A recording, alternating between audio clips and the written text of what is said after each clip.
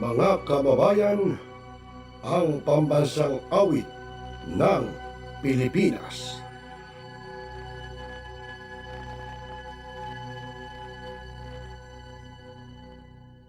Mga kababayan, ang pambansang awit ng Pilipinas.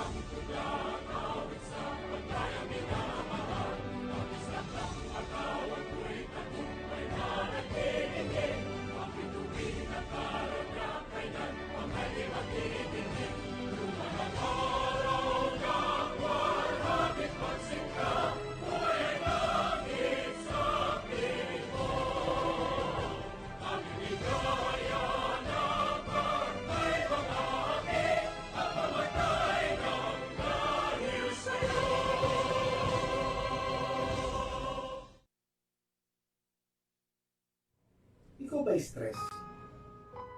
O may dinaramdam? O gulong-gulo na talaga isip mo? Tumutok lamang at panoorin dito sa Millennial Online TV. May tuturo po ko sa inyong isang paraan upang maibsan at mabawasan niyang problemado ninyong pag-iisip. Ito ay ang Tai Chi Learning Series. Sana po tumutok po kayo at abangan niyo po kung Sabado po ng umaga yan. Dito lamang po sa Millennial Online TV. Salamat po!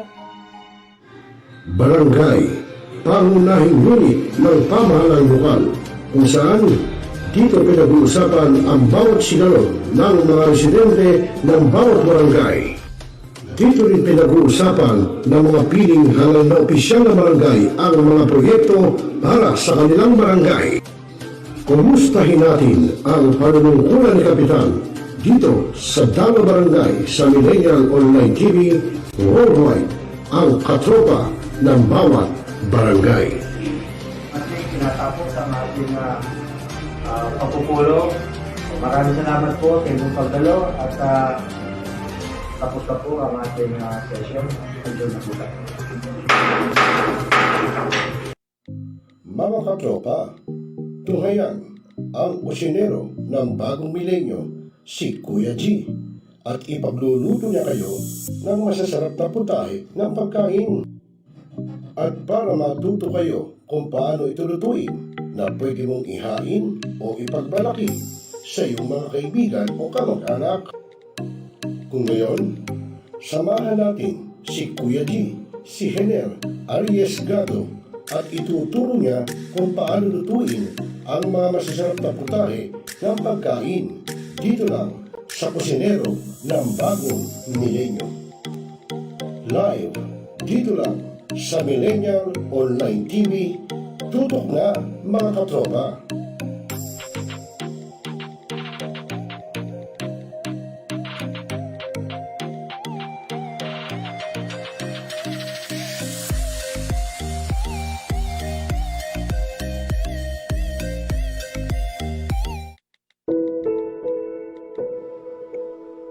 Ikaw ba'y nag-iisa? Nalulungkot dahil iniwan at ipinagpalit, niloko ng iyong minamahal.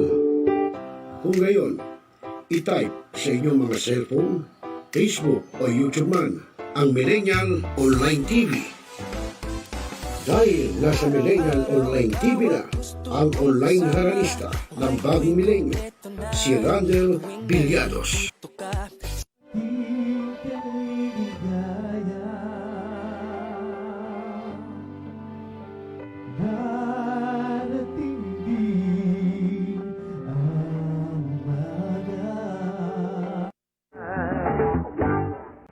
Naninigas ang aking katawan kapag umikot ng plaka.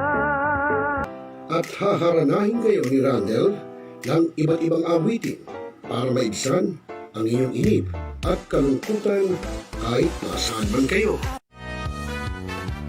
Hanggang sa tumanda. Come on!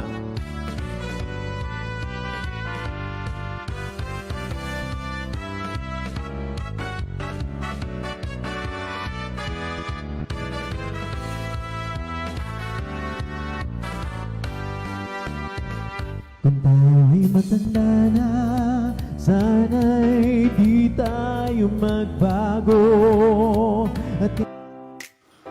At pwede rin kayong makiduet kay Randel tuwing Sabado ng hapon. Tutok na!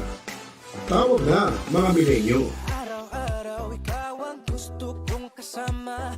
Buhay ko'y kumpleto na tuwing nandito ka sa tabi ko.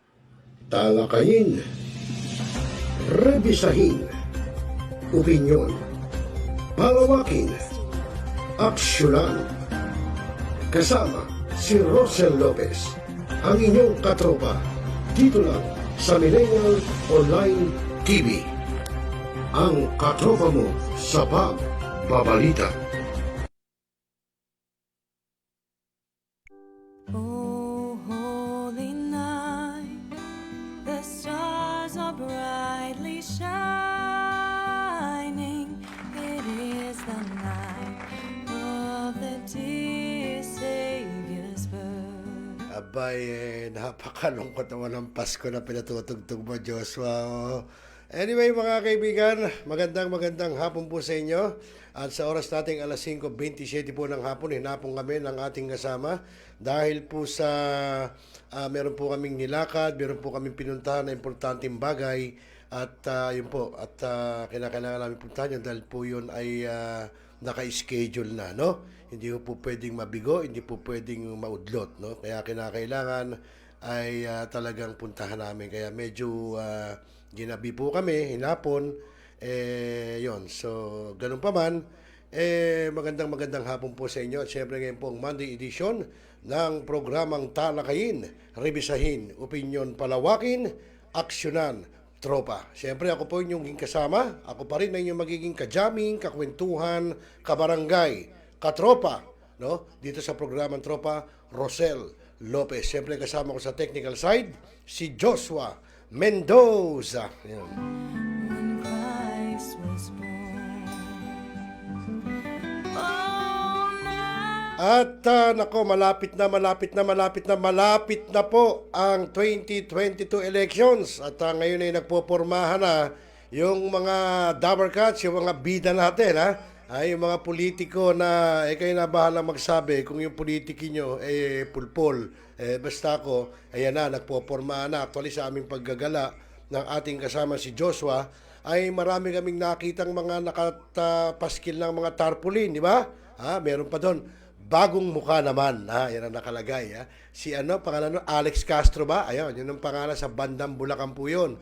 Abay, talaga naman, bagong mukha naman daw. Bata pa kaya nga bagong mukha. Ika nga, millennials naman, Palakpakan natin, mga millennials, Lay the world in sin. At siyempre, yung iba pa rin, nakakita na ako ng tarpaulin nung magkatandem sa 2022 election na sina Ping Lacson, no, si Senador Ping Lacson at si Senate President Tito Soto, si Tito Sen.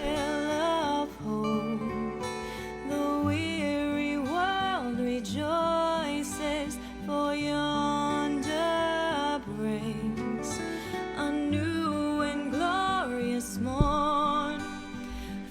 At siyempre, hindi lang sa national, maging sa local, ay nagpopormahan na rin. Actually, meron tayong pinuntahan doon. Yun nga.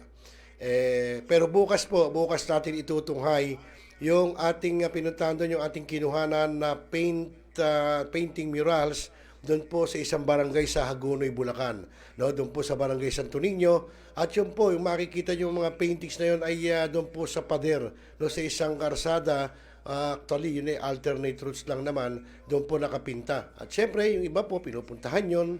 Yung iba naman, nagpipicture doon para pang Instagram, pang Facebook, pang Telegram, yan po. Yun po ang ginanda ron. At hindi lang po basta pininturahan, no? At syempre po, yun ay pininturahan sa pangunguna po ng mga taga-Hagunoy Heritage Society. At siyempre, sa blessing din ni Barangay Chairman Mila Lakap ng Barangay Santo Niño doon sa Hagunoy, Bulacan. Dahil doon po sa barangay niya isinagawa, isinakatuparan yung painting murals. Shining, it is the night. Okay mga kaibigan, bago tayo magpatuloy ay batiin muna natin yung ating mga tropa peeps, ating mga TFC, yung mga ating mga kakosa, mga kabarangay, mga katropa. Unang-una ko nakita sa aking monitor abay si Ma'am Evelyn Lee Matsuo, mula doon sa Japan. Joshua, may palakpakan mo. Mushi-mushi, Ma'am Evelyn Lee Matsuo. At ganyan din yung ating katropang taga-barangay Bayan-Bayanan dyan sa Malabon, ang businesswoman ng bagong milenyo, si Ma'am Risa Sapanta. Palakpakan mo rin, Diyos. Abay, masarap magluto ng michado to, si Ma'am Risa. Oo, ano ba tininda mo ngayon, Ma'am Risa? At syempre, yung ating katropa, buhat pa sa lalawigan na Ilocos Sur, ang masipag, ang simpatiko na si Joel Cabusora Regendin. Palakpakan mo rin yan. Ayan. At sabi ni Joel, pasok na idol. Sige, pumasok ka na pagbutihin mo. At nanonood din sa atin si Brother Ruel Sultan Ravida na taga Barangay Muson, dyan po sa Santa Maria, Bulacan. Palakpakan mo. All night when Christ was born. Alam nyo, medyo malungkot lang to pero pamasko siya. Alam nyo naman kasi September na, alam nyo, pagka bear, dumadating ang bear, syempre, nagsisimula na yung mga paglalagay ng mga Christmas light, Christmas tree. Kayo ba, Joshua, may Christmas tree na? Wala, Christmas light. Wala pa rin? Hindi pala sila naglalagay. Meron pong ganon. Meron namang mga tao, may mga kababayan tayo na hindi na naglalagay noon. Actually, una, matrabaho, lalagay mo, tatanggalin mo ulit. So, makikinood na lang ako sa kapitbahay na umiilaw. Shining. Magandang hapon sa iyo, Brother Ruel Sultan Rabida. Abay, ikaw ang idol ko, boss. Kita mo, si Ruel nagpapatayo ngayon isang malaking mansyon. Diyan po sa Muson, sa Barangay Muson, sa Santa Maria, lalawigan ng Bulacan. Pining till he Alam nyo, siyempre, pagka may pangarap ang tao, natural lang naman na gawin niya yung gusto niya. Siya nagsisikap nun natural lang kung ano yung pangarap niya, ito pa rin niya. Talagang ganun lang yun, di ba? So, kailangan, ito pa rin niya po yun. Dahil pagka hindi niya tinupad yun, wala, di ba? Sayang. Kaya nga, meron tayong mga pangarap sa buhay, di ba? Kaya nga may mga pangarap tayo sa buhay para abutin natin yung ating mga pangarap at yun, para sa ating kinabukasan. Katulad po ni Brother Ruel Sultan Ravida, na siyempre pangarap niya magkaroon ng sisilungan yung kanyang pamilya. So, yun, inaayos niya po yung kanyang mansyon doon sa Muson, sa Bulacan. Kaya po medyo busy po itong mama na to. Pero ganun pa man, yun, siguro one of these days ay matatapos na po yung kanyang mansyon. Okay mga kaibigan, alas 5:34 at siyempre yung ating mga tropa peeps, sina paring Jerry San Jose ng Barangay Panghulo dyan sa Obando, Bulacan. At ganyan si Boss Bobby Aquino, buhat po sa Barangay Palasan, Valenzuela City, at si Boss Bong Trono ng Cordero Street, dyan din sa Barangay Arcong Bato, Valenzuela City. At siyempre, yung ating kaibigan, hindi na kami nagkita kanina. At Boss Chip, hindi na ako nagtuloy dahil alam kong may nilakad ka. So dumiretso na ako ng uwi dito sa studio. Si Police Senior Master Sergeant Randy Reyes po ng Hagunoy PNP. Siya po ang Chief ng Police Community Relation ng Hagunoy PNP. At siyempre yung kanyang mga tropa pips doon, yung kanyang mga kakosa kasama, sina Police Corporal Rapi Ryan Ramos. At siyempre si Kiana de la Cruz, yung anak po ng ating kaibigan na mayapang si Edlin de la Cruz. At siyempre po yung ating tinungo kanina at hiningan ng mga konting kwento tungkol po doon sa mga historical na lugar sa Hagunoy, partikular doon po sa Santo Niño kung saan po ginawa, ipininta yung mga makasaysayang lugar doon sa Hagunoy. Si Barangay Chairman Mila Lakap and soon to be the Mayor of Hagunoy, Bulacan. Abay Diyos, palakpak mo si Kapmila. Inasabi ko sa iyo eh.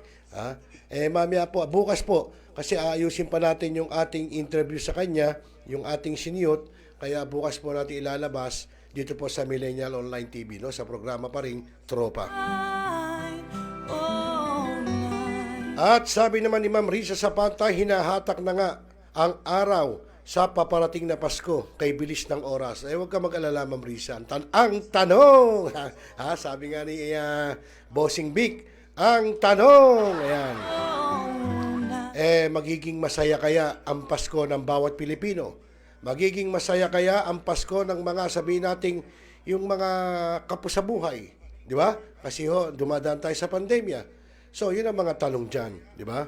Kaya, ewan natin, tignan natin, pero sana, we hope, na dalangin natin sana, maging masaya po ang Pasko na darating at maging ang pagsalubong sa bagong taon ng bawat mamamayang Pilipino. Masyadong malungkot yung tugtog mo, Joshua. Palitan mo nga, pambihira ka naman, oo. Yung medyo masaya naman, nakakalungkot na nga, naiiyak tuloy ako eh. Medyo palitan mo ng medyo maganda-ganda. Yan.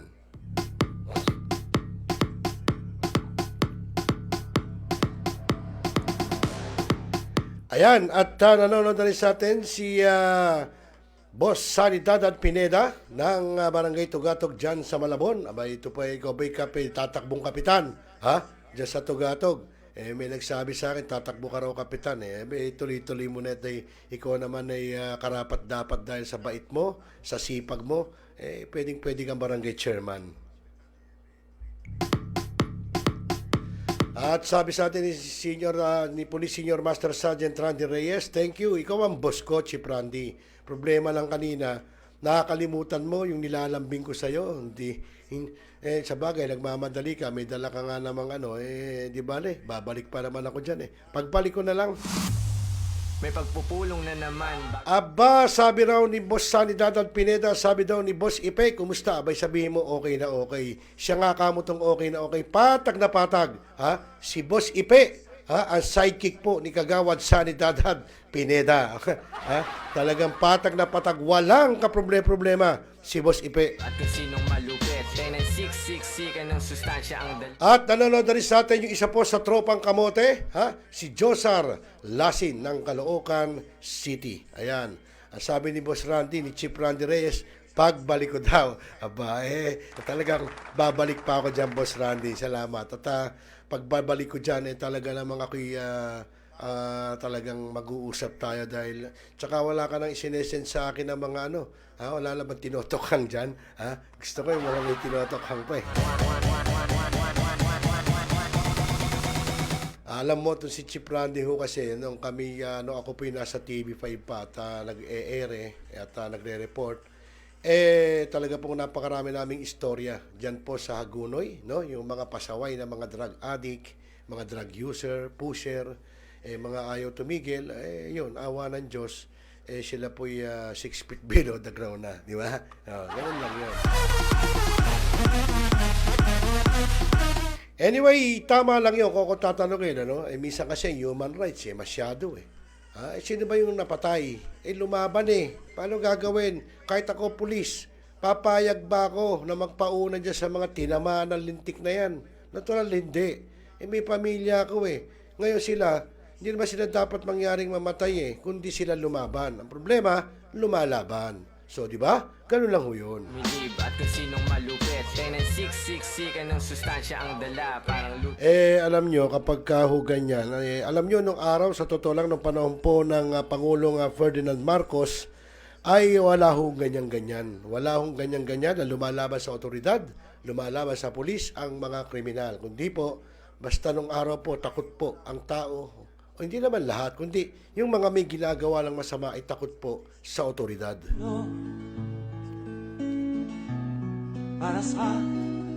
Nagtataka ako bakit sa tropang kamote ang nanonood lang ay si Josar Lasin. Bakit nasa si Salbacuta, si John Carl Baruela at si Kyle Lasin? Nasa na yan? Ba't hindi nanonood sa atin yan? At itong week na to, kinakailangan magpunta ka Kyle at Josar dito sa studio at tayo'y magpo-photoshoot nila Joshua Mendoza, no, para sa ating poster, no, ng Millennial Online TV. Di ko mawawalaan. Okay, so mga kaibigan, alas 5:40 na po ng hapon, Philippine Standard Time. Ako pa rin inyong kasama, kakwentuhan, ka-jamming dito sa programang Tropa, Rosel Lopez. At syempre kasama pa rin natin sa technical side, si Joshua Mendoza. Hawak kamay tayo. Ayos ba yung aking bigkas ng Mendoza, Joshua? Kita mo, ha? Okay, so mga kaibigan, at syempre, ang programang ito po at lahat ng programa dito sa Millennial Online TV ay hatid po sa atin ng Best Venture for Health, Beauty, and Wealth. No? Siyempre, ng Uba Ursity, ang tsaa ng bagong milenyo. Ang programang ito ay hatid sa inyo ng Uva Ursity na hindi basta ordinaryong tsaa gaya ng sa iba. Dahil sa taglay ng Uva Tea, ang antibacterial, best natural antibiotic, gout, arthritis, neutralizes acidity, prostate problem, gives extra energy, improve stamina, boost the immune system, fight cancer cell, reduce bad cholesterol, normalize blood sugar level, detoxify toxins, infection of bladder at kidney infections. Naghahanap ba ng mas safe at natural organic herbal na makakatulong para sa mga nararamdaman? O worried pa dahil hindi safe sa labas dahil sa sitwasyon ngayon? Worry no more! UVA Ursi Tea is the answer! The #1 medicinal tea in the Philippines by Best Venture for Beauty, Health, and Wealth. Hindi lang basta tea dahil talagang makakabuti para sa iyong kalusugan. Helps to boost immune system, reduces blood cholesterol levels, helps to normalize blood sugar levels, detoxify toxins, helps to reduce the level of stress and anxiety, at makakatulong para sa mga nararamdaman tulad ng mataas na uric acid, kidney stones, high blood pressure, UTI, at marami pang iba. Approved by FDA, kosher and CCOF certified, 100% organic, proven and tested, and no side effects. Be healthy and live life to the fullest with UVA Ursi Tea. Now available in selected branches of Mercury Drug, selected pharmacies and supermarkets nationwide. For more details, please contact 0915 308 4112.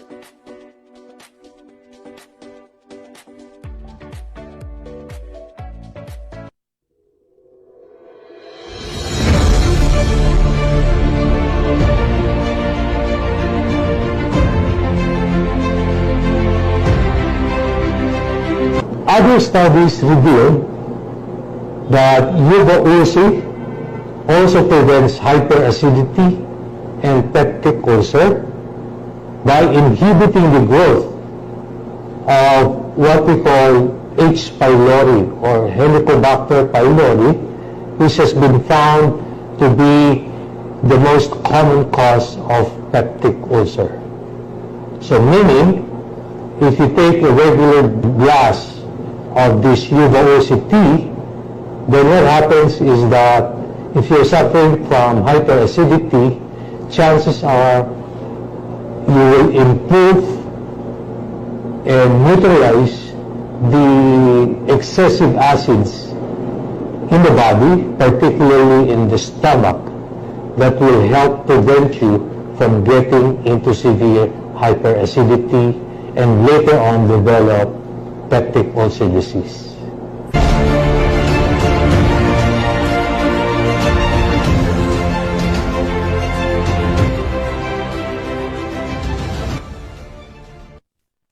Ako po si Carolina Lopez, 35 years old. Pinanganak po ako sa Legazpi City, pero sa ngayon ako po ay kasalukuyang naninirahan sa Kaika, Rizal. Graduate po ako as a Bachelor of Secondary Education. Nagtuturo po ako sa loob ng 3 taon sa isang private school. Pero dahil nga sa medyo mababa yung sahod, naisipan kong lumipat sa isang call center. Habang nasa call center ako, umatake itong aking karamdaman na tinatawag na psoriasis. almost 16 years na siya. Pero this past August, siya umatake ng malala na kung saan halos hindi na ako makakita, makalakad, hindi ko na magawa yung mga pangkaraniwang gawain lamang sa bahay. Isa ang kapatid ko sa member ng Best Venture. Nirekomenda niya ito sa akin. Pero noong una, hindi ako naniniwala. Sinabi ko sa sarili ko, ini-insist niya pa rin na gamitin ko. So sabi ko sa sarili ko, wala namang mawawala kung susubukan ko. Then, ito na nga, binigyan niya sa akin si Yuba, Ubati, at ang Great Seed. After 1 month kasi, hindi nga 1 month 1 week, nakita ko na kagad yung pagbabago. Then, kinontinue ko siya kasi sabi ng ate ko, kailangan daw matapos ko yung, maubos ko yung isang box ng Great Seed at saka ng tea. Which is, nung after 2 weeks na natapos ko siya, doon ko na talaga nakita yung sobrang ganda ng epekto. Nakikita mo yung pinkish na yung mukha ko, sobrang kinis ng balat, na halos pinagtataka na ng mga kapitbahay namin na ano daw ba yung ginamit ko. Na kahit sila nagulat dun sa pagbabago sa katawan ko. Kasi lumalabas ako ng bahay na at nakatalong ko talaga. Matalagang nakalabas sa akin. Kaya masasabi ko sobrang effective talaga. Ngayon, ang tinitake ko na lang ay yung Great Seed. Yung tea, bira na lang siguro every other day. Hindi na siya yung araw-araw. Kasi nakikita ko na yung Minsan na hinanapan ko yung katawan ko kung may lumalabas pa bang mga red spots, mga ganyan. Pero sa ngayon wala na eh. Proud ako na nakilala ko si Best Venture. Ako si Carolina Lopez, 35 years old. Sa ngayon po ay isa akong masasabi kong psoriasis survivor dahil sa Best Venture. Sa mga katulad ko po may ganitong karamdaman, nire-recommenda ko po ito sa inyo na inyong subukan, baka sakaling makatulong sa inyo. Sapagkat sa paggamit po ng Best Venture, wala po itong side effect. Wala kayong mararamdaman na kahit anong side effect sa inyong katawan. Ang makikita nyo lang ay yung paggaling. Yun lang po. Lahat ng yan, mga katropa, ay nasa uva or city ang tsa para sa bagong milenyo. Inom na, mga katropa.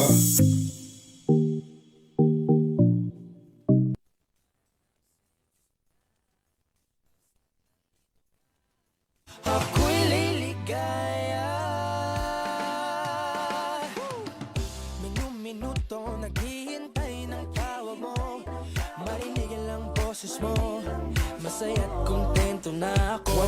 Okay mga kaibigan, yan po yung pong uva or city, kita nyo hindi lang basta iinumin nyo yun. Yung pong mga tea bags noon, pagka yung nagamit nyo ng 3 beses na, ay pwede nyo pa hong pakuluan at yung pong kung may allergy kayo, ay pwede nyo pong ipambuhos doon sa kung saan kayo may allergy, no? At kung may sugat ka, pwede mo rin ibuhos yung katas doon sa sugat mo at mabilis pong maghihilom ang sugat mo. Okay mga kaibigan, alas 5:49 na po ng gabi. Hapon pa lang, Joshua, masyado ka naman. Hapon pa lang. Pagka nag-alas 6 yan, gabi na. At nanonood pa rin sa atin. Siyempre ito, nakita ko. Hi sir, nice watching to you. Si Ma'am Berlin Pinto. Ayan, good afternoon sa iyo, Ma'am Berlin. At siyempre yung kaibigan natin, yung katropa nating photojournalist po ng Quezon City Police District Press Corps, si Boss Bal Leonardo. Ang buhay kong ito'y na dati-dati di ganito na kay ligaya. Tanggapin ang regalo. Mga roses sa joke. At yun mga kaibigan, ngayon, hindi ko alam nagpasalamat po si Sir Atty.INTON, doon po kay Manila Mayor ISKO Moreno. Hindi ko alam kung bakit, siguro, merong ginawa si Mayor ISKO na talaga namang dapat ipagpasalamat, alamin natin. Alamin natin kay Atty.INTON kung ano yung pinagpasalamat niya dito po kay Manila Mayor ISKO Moreno. So mga kaibigan, tunghayan po natin. Maraming salamat Mayor ISKO Moreno at sa Konseho ng Maynila sa amnesty na ipatutupad sa mga no contact apprehension violators. Napakalaking ginhawa po ang amnesty lalo na sa mga operator, driver ng public transport na sa panahon ng pandemya talagang napakabigat, no? Itong ginawa ng syudad ng Maynila, sana po ay magaya na rin po sa ibang syudad dahil ang importante po dito ay yung disiplina sa mga violators, no? Hindi yung kinikita sa multa. Kapag kami amnesty na ipatutupad at ma-review yung mga kani-kanina ordinansa, sa tingin ko makakapag-papatupad po tayo in the future na mas patas na no contact apprehension. Kaya Mayor ISKO, maraming salamat. Saludo po ang NCSP sa inyo.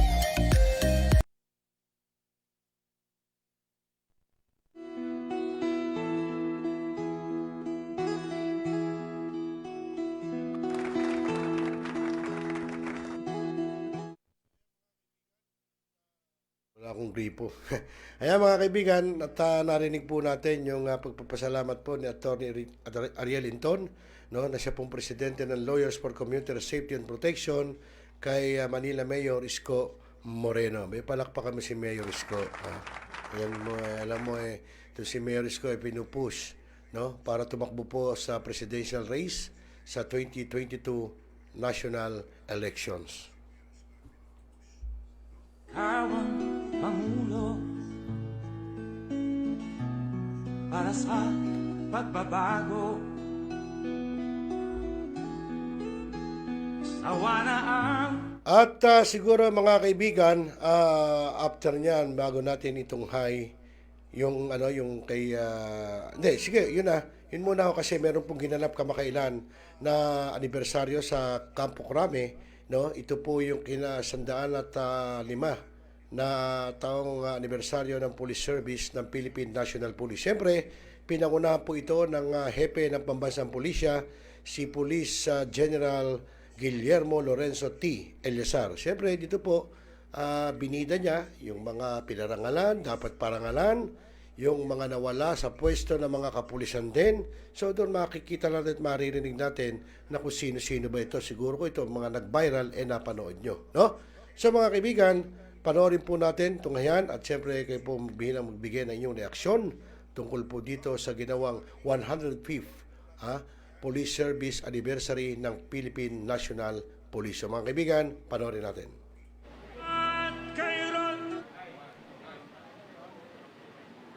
Ladies and gentlemen, good morning.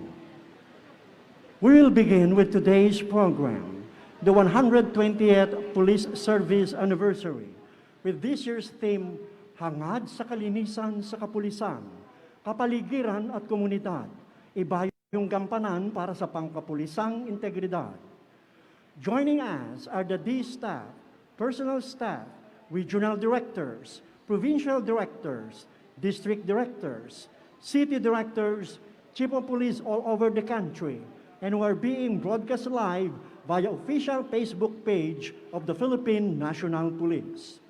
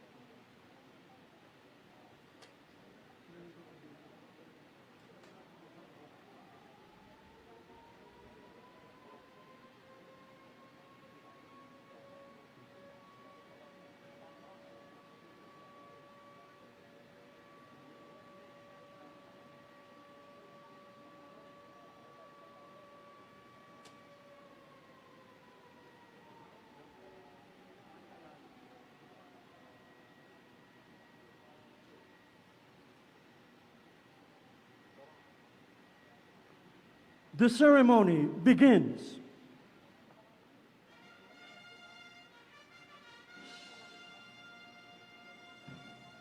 Magsitayo po tayo para sa pambansang awit ng Pilipinas.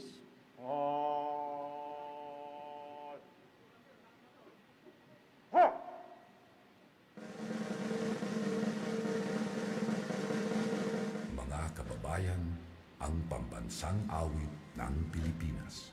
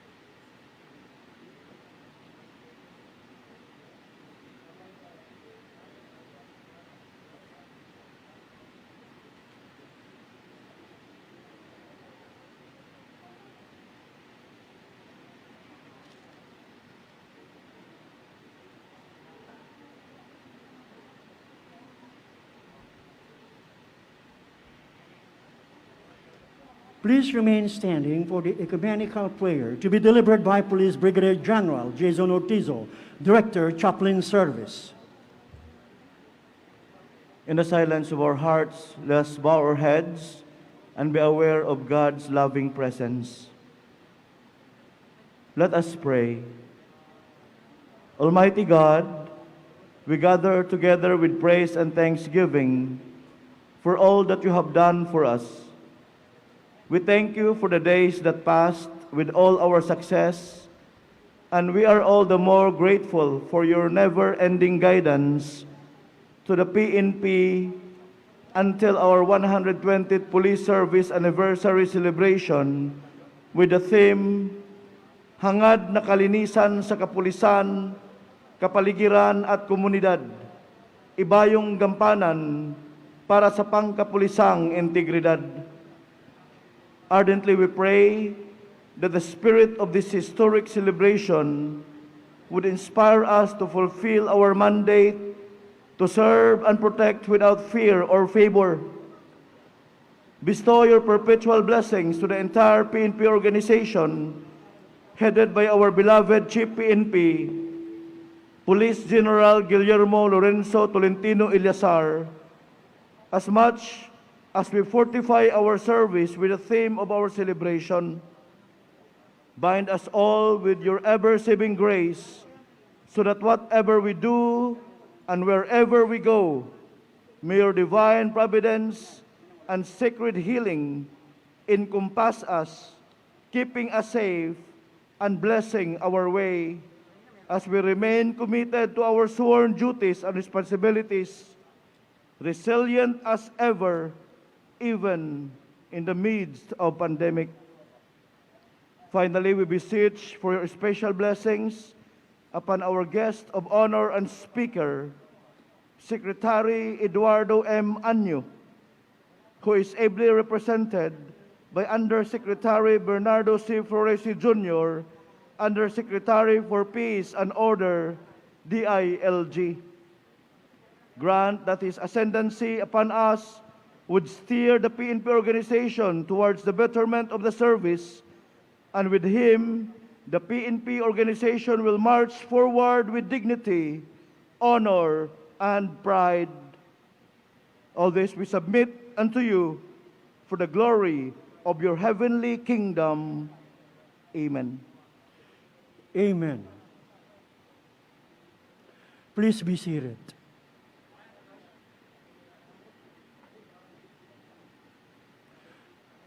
As we continue, ladies and gentlemen, we would like to request everyone to focus your attention on the screen and let us watch the brief history of the Philippine National Police in an audiovisual presentation. Roll VDR. Isang siglo at 2 dekadang pagbibigay ng tapat, marangal at may malasakit na serbisyo para sa sambayan ng Pilipino. Nagsimula ang police service sa bansa noong August 8, 1901 nang itatag ang Philippine Constabulary o Hukbong Pamayapa ng Pilipinas sa bisa ng Act No. 175 na may pangunahing mandato na panatilihin ang kapayapaan, ipatupad ang batas at kaayusan sa buong kapuluan. Simula nang ito ay maitatag, iba't ibang pagbabago, pagsubok at misyon ang pinagdaanan at sama-samang napagtagumpayan bago pa man natin natamasa ang kasalukuyang estado ng pambansang pulisya ng Pilipinas. Mula sa pinagsanib na Philippine Constabulary or PC at ng Philippine Constabulary Integrated National Police or PCINP na buo at naitatag ang Philippine National Police, ito ay sa bisa ng Republic Act No. 6975 o Department of the Interior and Local Government Act of 1990 na nasa ilalim ng Administrative and Operational Supervision ng National Police Commission o NAPOLCOM. Kalaunan, mas pinaunlad pa ito sa pamamagitan ng Republic Act 8551 o PNP Reform and the Reorganization Act of 1998 sa pamamagitan ng mahuhusay, tapat at magigiting na naging pinuno nito kasama ang kasalukuyang ama ng pambansang pulisya na si Police General Guillermo Lorenzo Tolentino Eleazar. Iba't ibang programa, advokasya, transformasyon ang masigasig na isinulong at patuloy na itinataguyod tungo sa mas mabisa, epektibo, mapagkakatiwalaan, may kredibilidad at integridad na pambansang pulisya. Sa pagdiriwang natin ngayon ng 120 taong anibersaryo, sama-sama natin ipagpunyi ang tagumpay ng bawat isa sa larangan ng serbisyong pampulisya. Taus-pusong isinasapuso at isinasabuhay ang temang hangad na kalinisan sa kapulisan, kapaligiran at komunidad. Iba yung gampanan para sa pangkapulisang integridad. Ang makulay at makasaysayang selebrasyong ito ay nagpapakita ng katapatan, kadakilaan at kabayanihan ng bawat membro ng pambansang pulisya na patuloy na lumalaban sa hamon ng pandemya, ilegal na droga, korupsyon, terorismo at kriminalidad.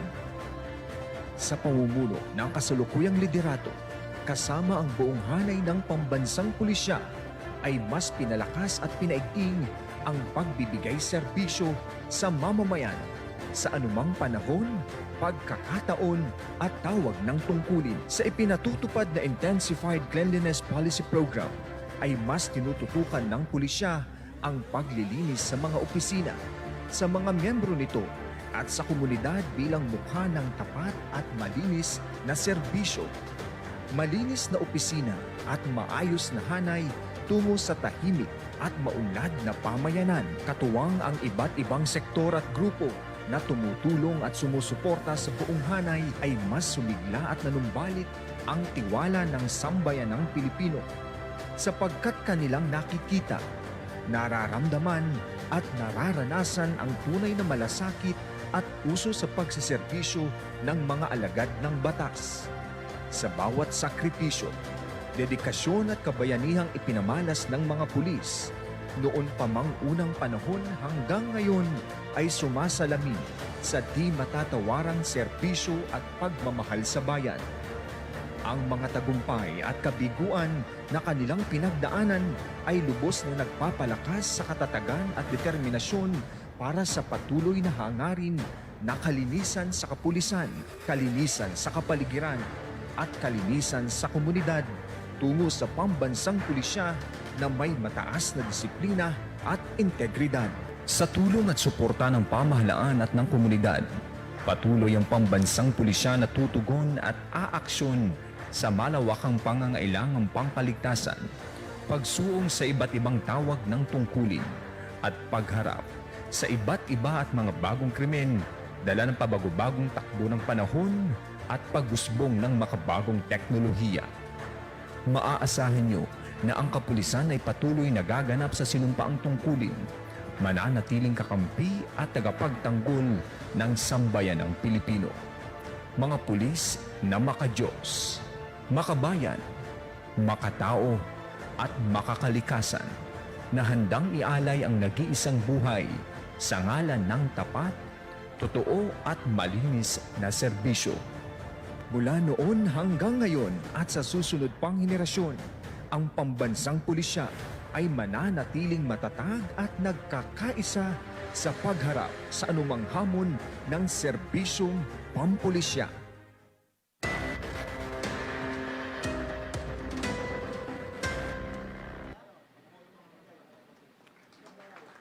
Thank you very much for that very informative presentation.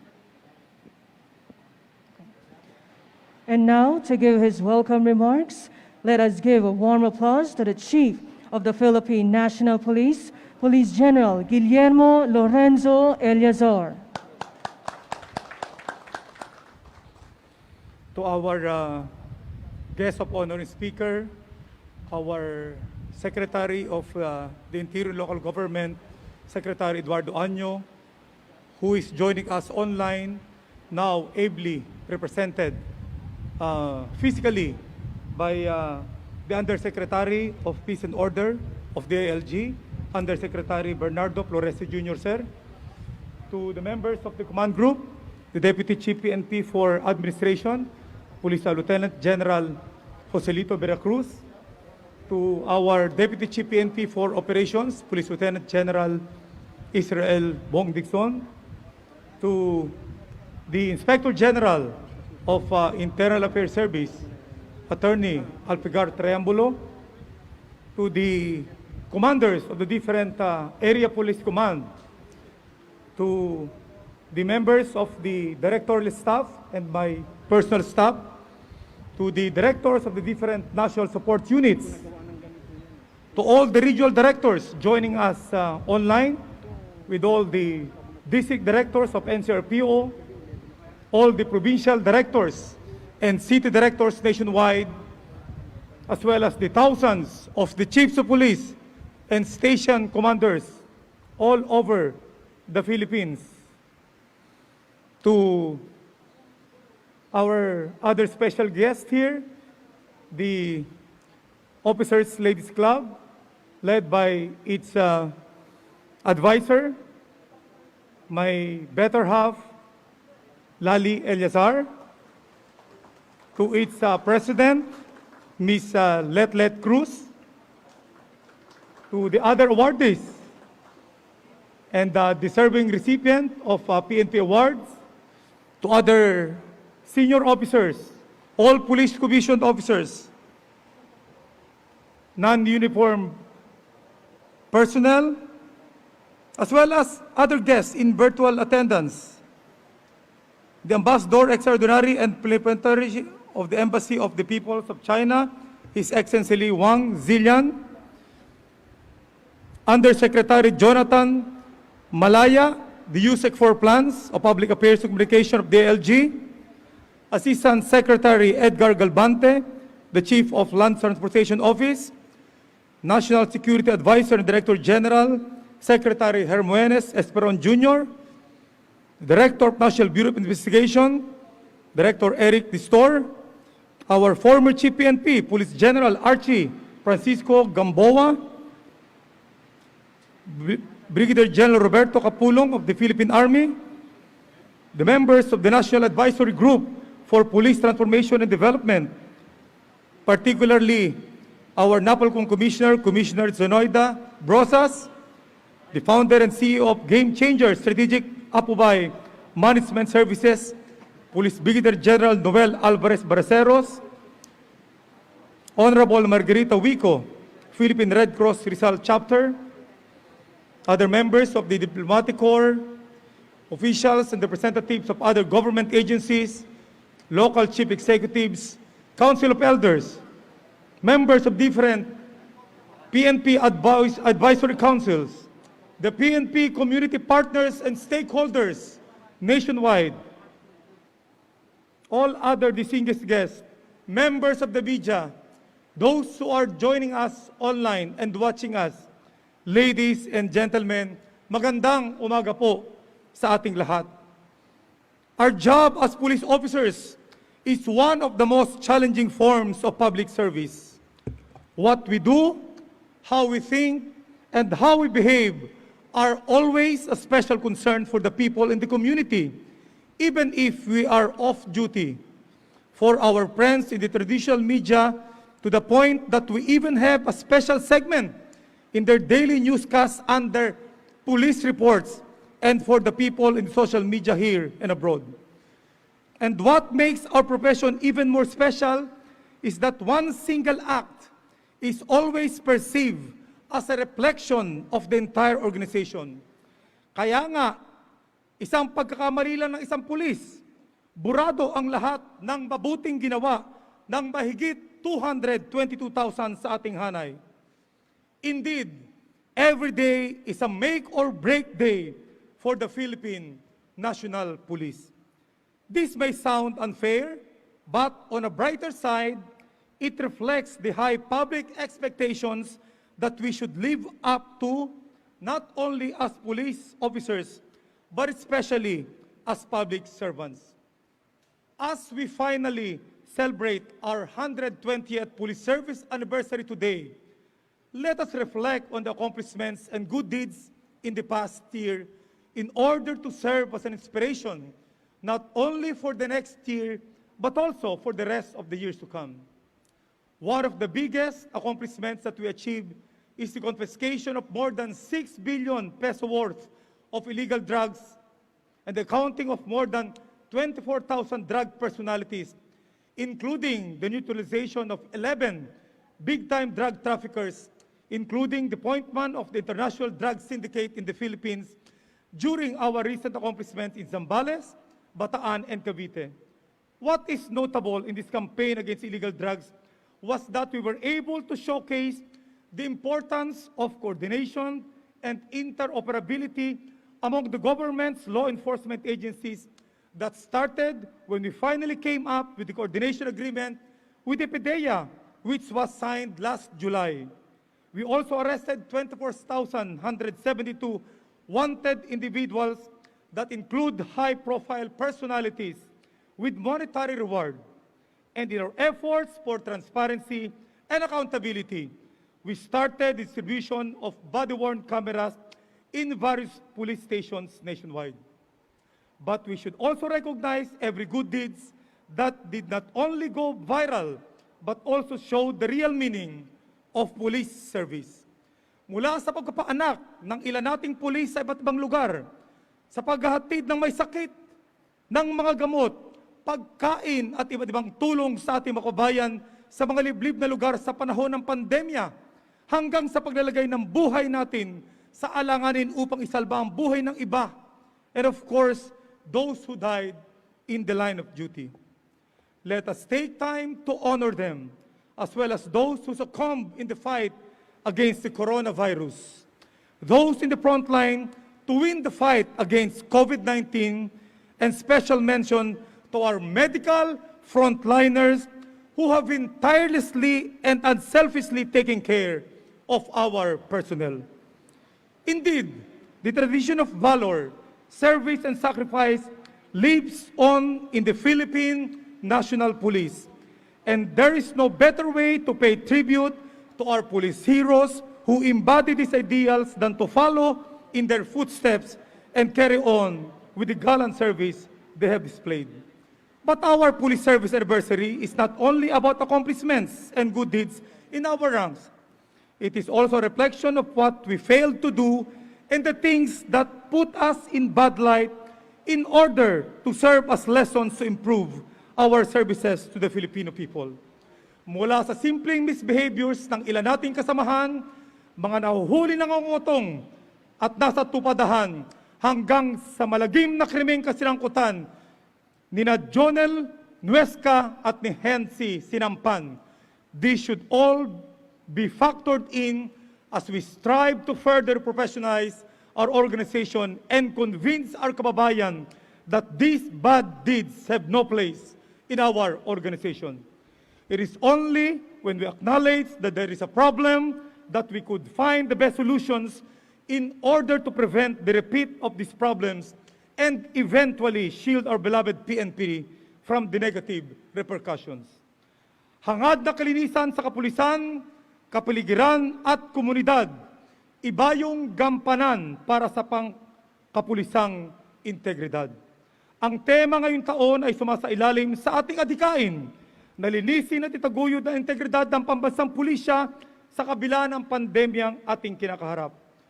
Makalipas galamang na mahigit 4 na buwan na aking pagkaupo bilang hepe ng pambansang pulisya at sa tulong na bawat isang miyembro ng Philippine National Police, binago po natin ang paningin ng taong bayan sa PNP, isang malinis na organisasyon, mapagkakatiwalaan at higit sa lahat, marangal na tumutulong sa ating mga kababayan.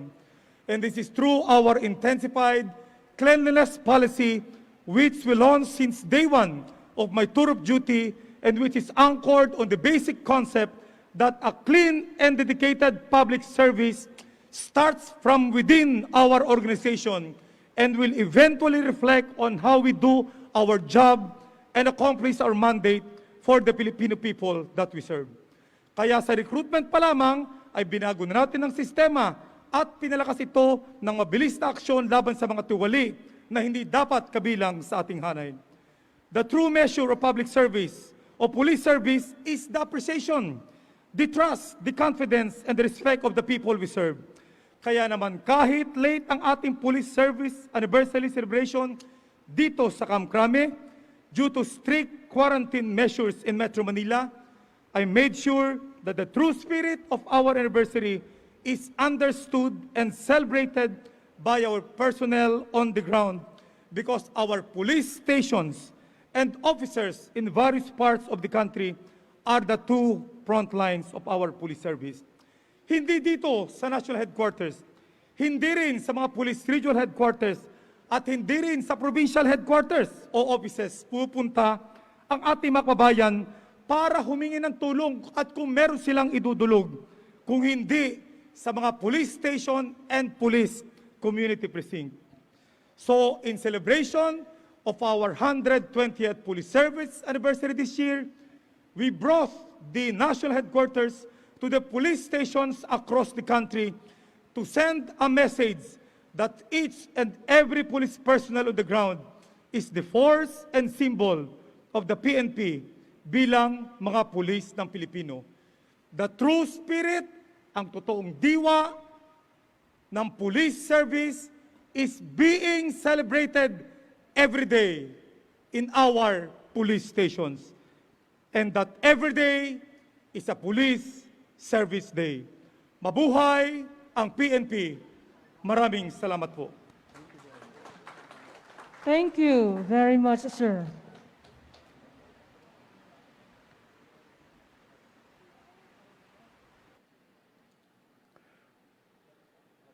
We shall come to the presentation of awards to PNP personnel and units for outstanding services they have rendered. On this occasion, first, we are going to present the award to those who are physically present today, then followed by our virtual awardees online. And now, we would like to request the awardees to rise for the presentation of awards.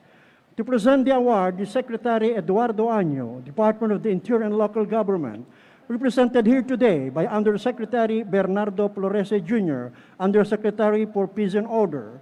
He will be assisted by the Chief of the Philippine National Police, Police General Guillermo Lorenzo Eleazar, the Deputy Chief PNP for Administration, Police Lieutenant General Joselito Vera Cruz, the Deputy Chief PNP for Operation, Police Lieutenant General Israel Ephraim Dixon, the Chief of the Directorial Staff, Police Lieutenant General Junardo Carlos, the Director for Operation, Police Major General Rodel Ceremonia, and Inspector General, Internal Affairs Service, Attorney Alpigar Triamblo.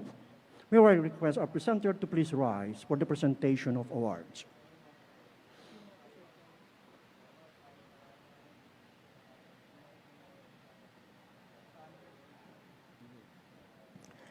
For having been adjudged as Best Senior Police Commission Officer for Administration on the occasion on the 120th Police Service Anniversary with the theme, Hangad na Kalinisan sa Kapulisan, Kapaligiran at Komunidad, Ibayong Gampanan para sa Pangkapulisang Integridad, Medalya ng Kasanayan is awarded to Police Colonel Jerry Bellaris of National Capital Region Police Office.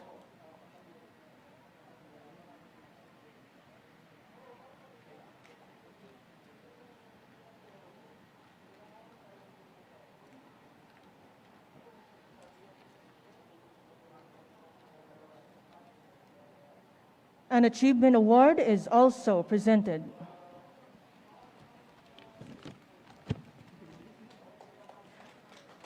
Thank you very much.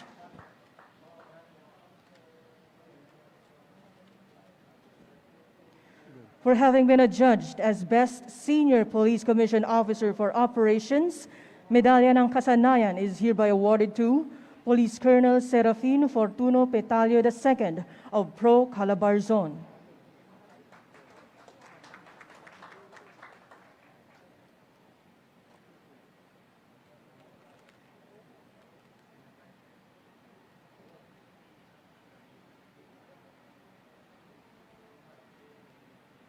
An achievement award is also presented.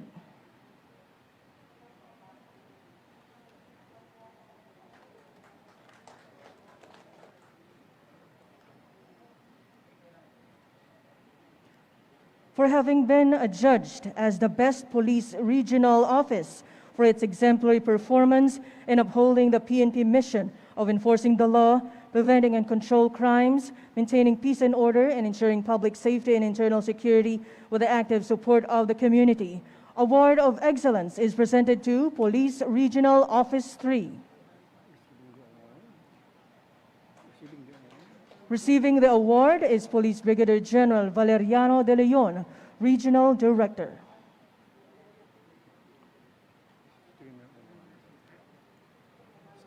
Streamer Award is also presented.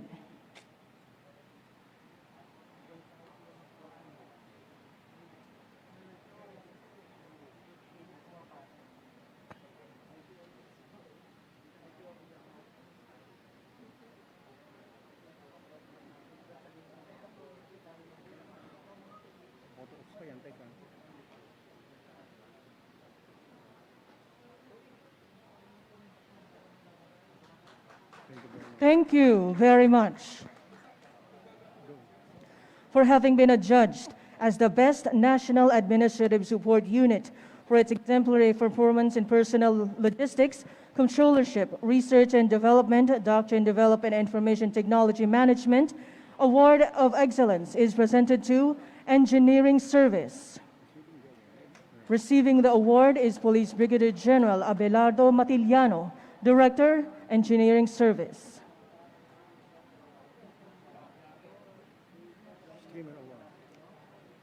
A Streamer Award is also presented.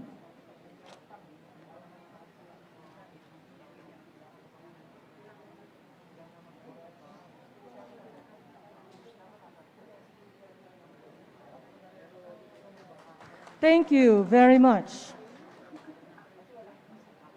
For having been adjudged as the Best National Operational Support Unit for its exemplary performance in police internal security operations, intelligence, and police community relations, Award of Excellence is presented to Intelligence Group. Receiving the award is Police Brigadier General Neil Alinsangan, Director, Intelligence Group.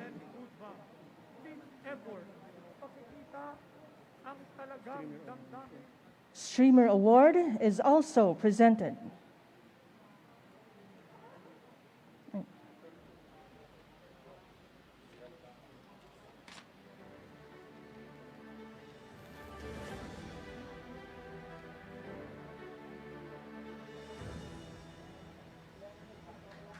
Thank you very much for having been adjudged as the best regional mobile force battalion for its exemplary performance in upholding the PNP mission of enforcing the law.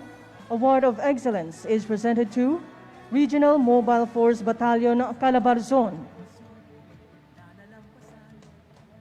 Receiving the award is Police Lieutenant Colonel Ledon Monte, Acting Force Commander.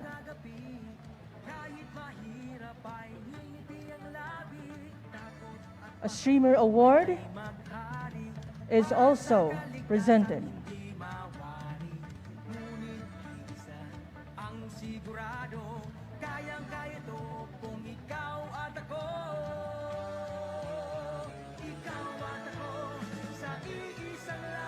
Thank you very much.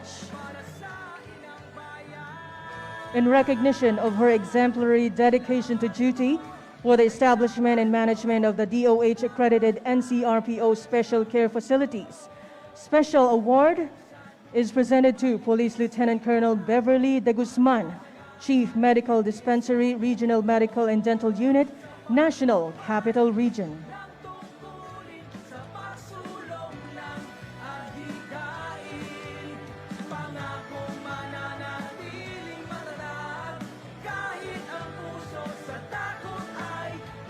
Thank you very much.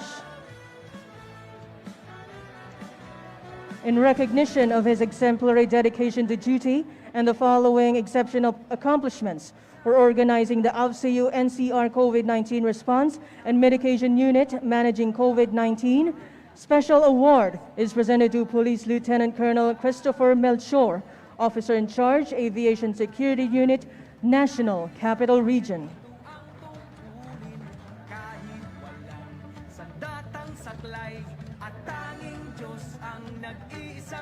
Thank you very much. In recognition of its exemplary accomplishments in effectively providing healthcare services to ensure the health and safety not only of the personnel of the Philippine National Police, but of the Filipino people, Special Unit Award is presented to PNP Health Service. Receiving the award is Police Brigadier General Antonino Cirojales, Director, PNP Health Service. Streamer Award is also presented.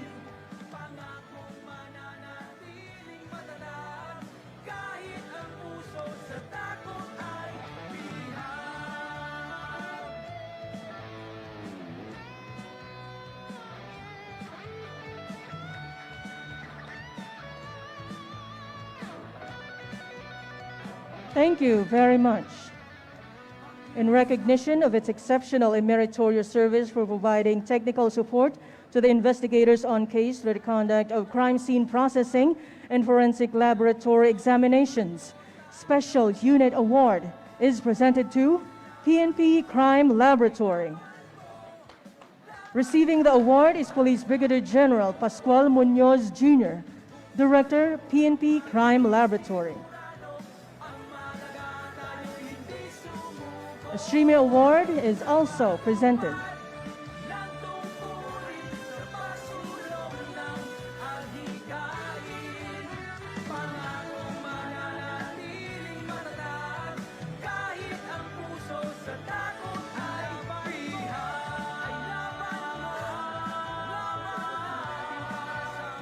Thank you very much.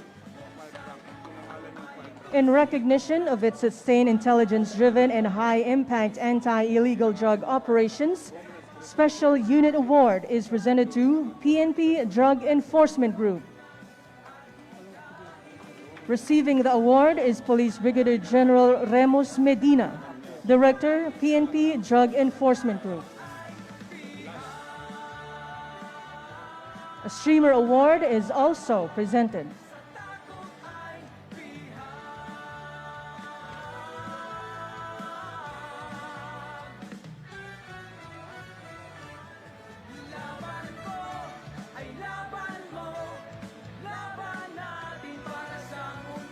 Thank you very much.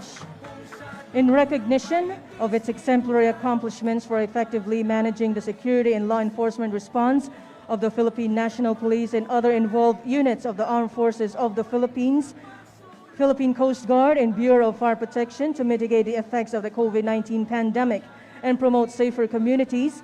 Special award is presented to Joint Task Force COVID Shield. The award will be received by Police Lieutenant General Israel Ephraim Dixon, the Deputy Chief PNP for Operations.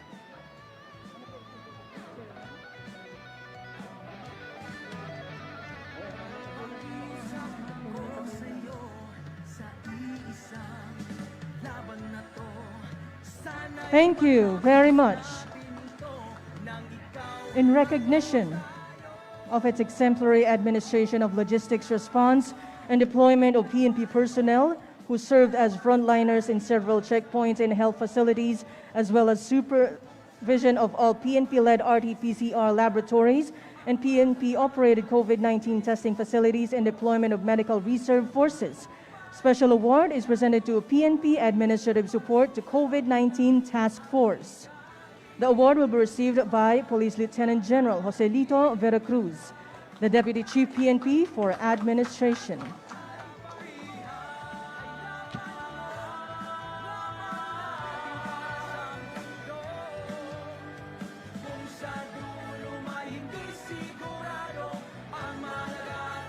Thank you very much.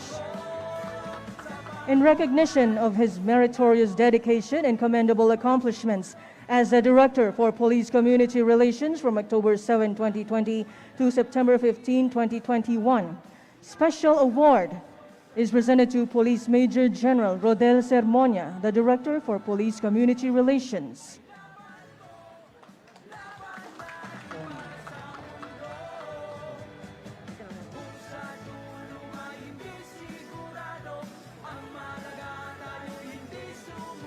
Thank you very much. In recognition of her meritorious dedication and commendable accomplishments as advisor, PNP Officers Ladies Club, for relentlessly undertaking various endeavors, platforms, and initiatives that served as strong support for the PNP, special award is given to Mrs. Rosalie Eliazar, advisor, PNP Officers Ladies Club.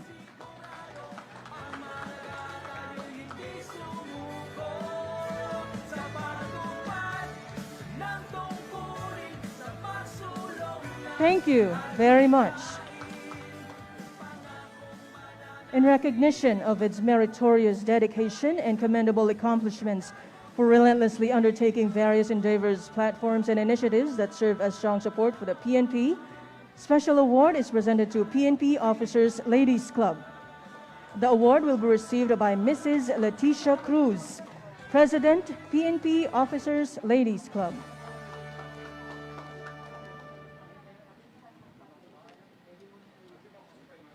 Thank you very much.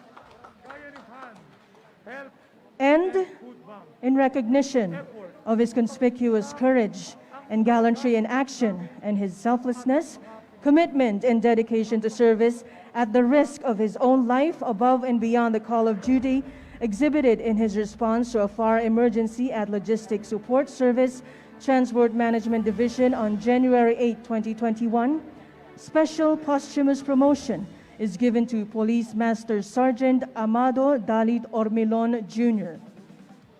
And this will be received by Mrs. Michelle Ormilon.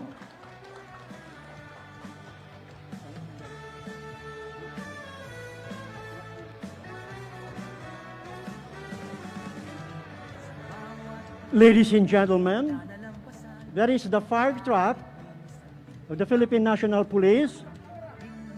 And the fire truck is named after the late Police Master Sergeant Amado Dalit Ormilon Jr. in recognition of his heroic act. The fire truck, again, is named Police Master Sergeant Amado Dalit Ormilon Jr.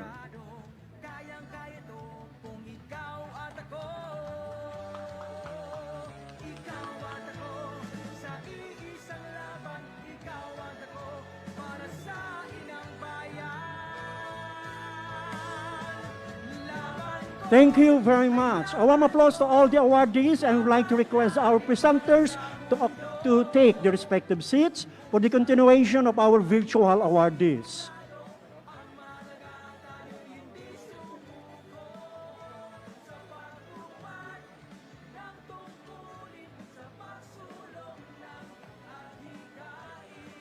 We will now proceed with our virtual awardees. From Police Regional Office 5, for having been adjudged as the best police provincial office for its exemplary performance in upholding the PNP mission of enforcing the law, preventing and controlling crimes, maintaining peace and order, and ensuring public safety and internal security with the active support of the community. The Award of Excellence is presented to Sorsogon Police Provincial Office. Receiving the award is Police Colonel Arturo Brual Jr., Provincial Director. A Streamer Award is also presented.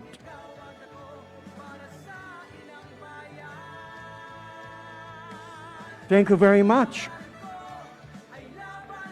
For having been adjudged as the best municipal police station, with the same citation, the Award of Excellence is presented to Aroroy Municipal Police Station, PRO 5. Receiving the award is Police Lieutenant Colonel Alan McCoy, Chief of Police, Aroroy Municipal Police Station, PRO 5. And a Streamer Award is also presented.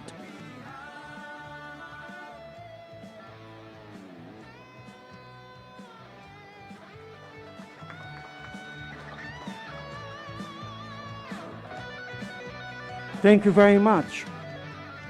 For having been adjudged as the best provincial mobile force company with the same citation, the Award of Excellence is presented to 2nd Camarines Sur Provincial Mobile Force Company. Receiving the award is Police Major Ryan Rimando, Officer in charge of the 2nd Camarines Sur Provincial Mobile Force Company. A Streamer Award is also presented.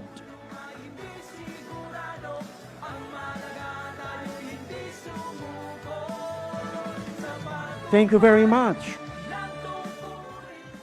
For having been adjudged as the best city mobile force company with the same citation, the Award of Excellence is presented to Naga City Mobile Force Company. Receiving the award is Police Lieutenant Colonel Romel Labaro, Force Commander, Naga City Mobile Force Company. A Streamer Award is also presented.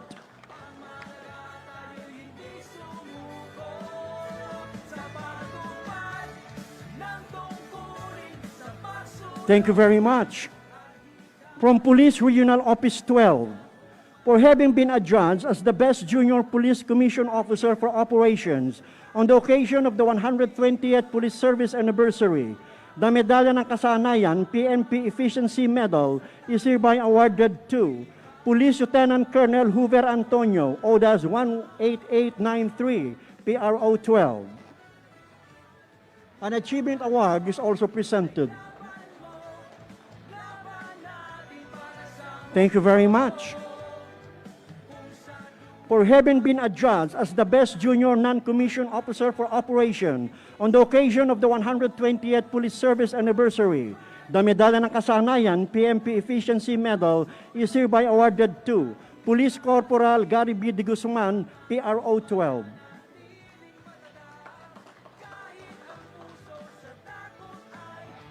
An Achievement Award is also presented.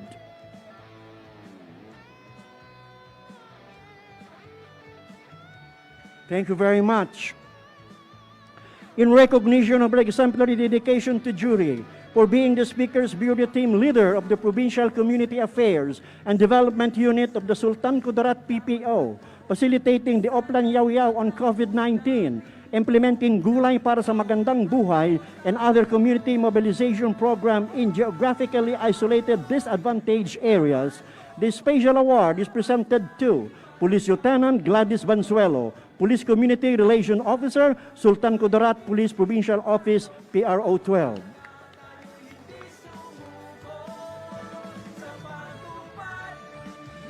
Thank you very much.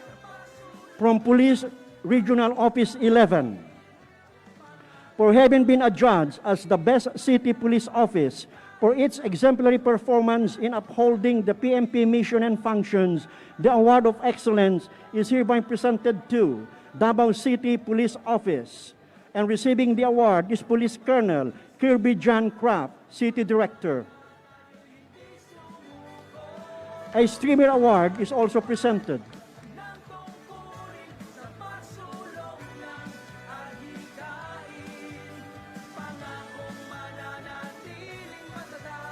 Thank you very much. In recognition of its revitalized police barangay program that contributed to the holistic framework of the government to end the local community's armed conflict, the Special Unit Award is presented to Police Regional Office 11. Receiving the award is Police Brigadier General Fillmore Escobar, Regional Director, PRO 11. A Streamer Award is also presented.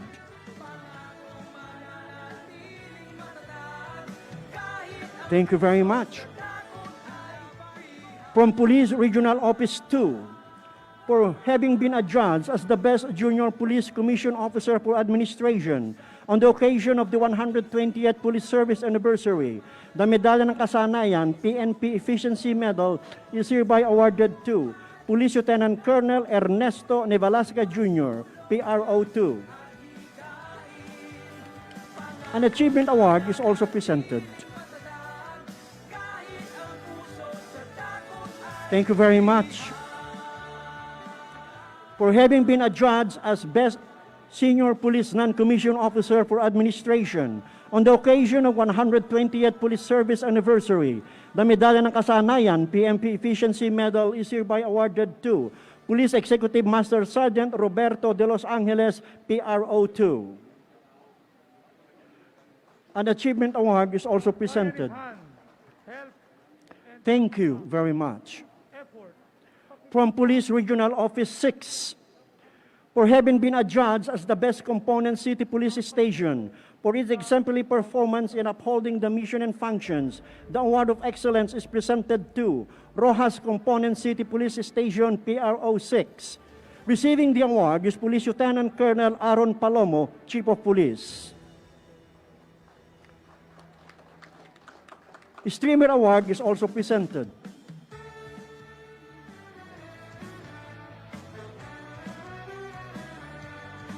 Thank you very much.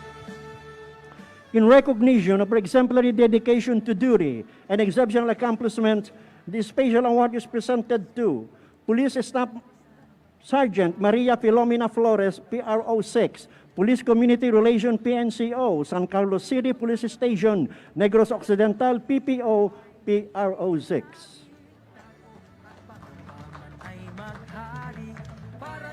Thank you very much. From PRO Cordillera, for having been adjudged as Best Non-Uniform Personnel Supervisory Level on the occasion of the 120th Police Service Anniversary, the Medalya ng Kasanayan PNP Efficiency Medal is hereby awarded to NUP Robilin Rojas, PRO Cordillera. The Achievement Award is also presented. Thank you very much. From PRO Calabarzon, PRO 4A, for having been adjudged as the best non-uniform personnel, non-supervisory level, the Medalya ng Kasanayan PNP Efficiency Medal is hereby awarded to NUP Grace Dimaano, PRO Calabarzon. An Achievement Award is also presented. Thank you very much. From PRO Mimaropa, or Police Regional Office 4B, in recognition of his exemplary dedication to duty and exceptional accomplishment for initiating the project, the Organized COVID-19 Watch Alliance in the coastal barangays of Baco Oriental, Mindoro, the special award is presented to Police Captain Clyde Calyawen, Chief of Police, Baco Municipal Police Station, Police Regional Office, Mimaropa. Thank you very much. from Police Regional Office 10, for having been adjudged as the best senior police non-commissioned officer for administration. The Medalya ng Kasanayan PMP Efficiency Medal is hereby awarded to Police Executive Master Sergeant Christopher Ibanez from Police Regional Office 10. An achievement award is also presented. Thank you very much. From Police Regional Office 13, in recognition of her exemplary dedication to duty and exceptional accomplishment for spearheading the activation of Surigao del Norte Provincial Medical and Dental Unit, equipped with complete medical and dental equipment donated by the Philippine Charity Safety's Office. This special award is presented to Police Major Lizel Mindanya, Surigao del Norte Provincial Medical and Dental Unit, PMP Health Service. Thank you very much. City Mayor Ordinary City, Pangasinan, in recognition of his generosity and his full support to the Philippine National Police, particularly to the Urdaneta City Police Station, by donating 1,200 square meters of land as site of the Urdaneta City Police Station, and further allotted an additional 15 million pesos for the construction of the Urdaneta City Police Station building. This special award is presented to Honorable Julio Rami Fernandez Parino III, Mayor, Urdaneta City, Pangasinan. Thank you very much. And that concludes, ladies and gentlemen, the awarding ceremony for our virtual awardees. Let us give them a warm applause.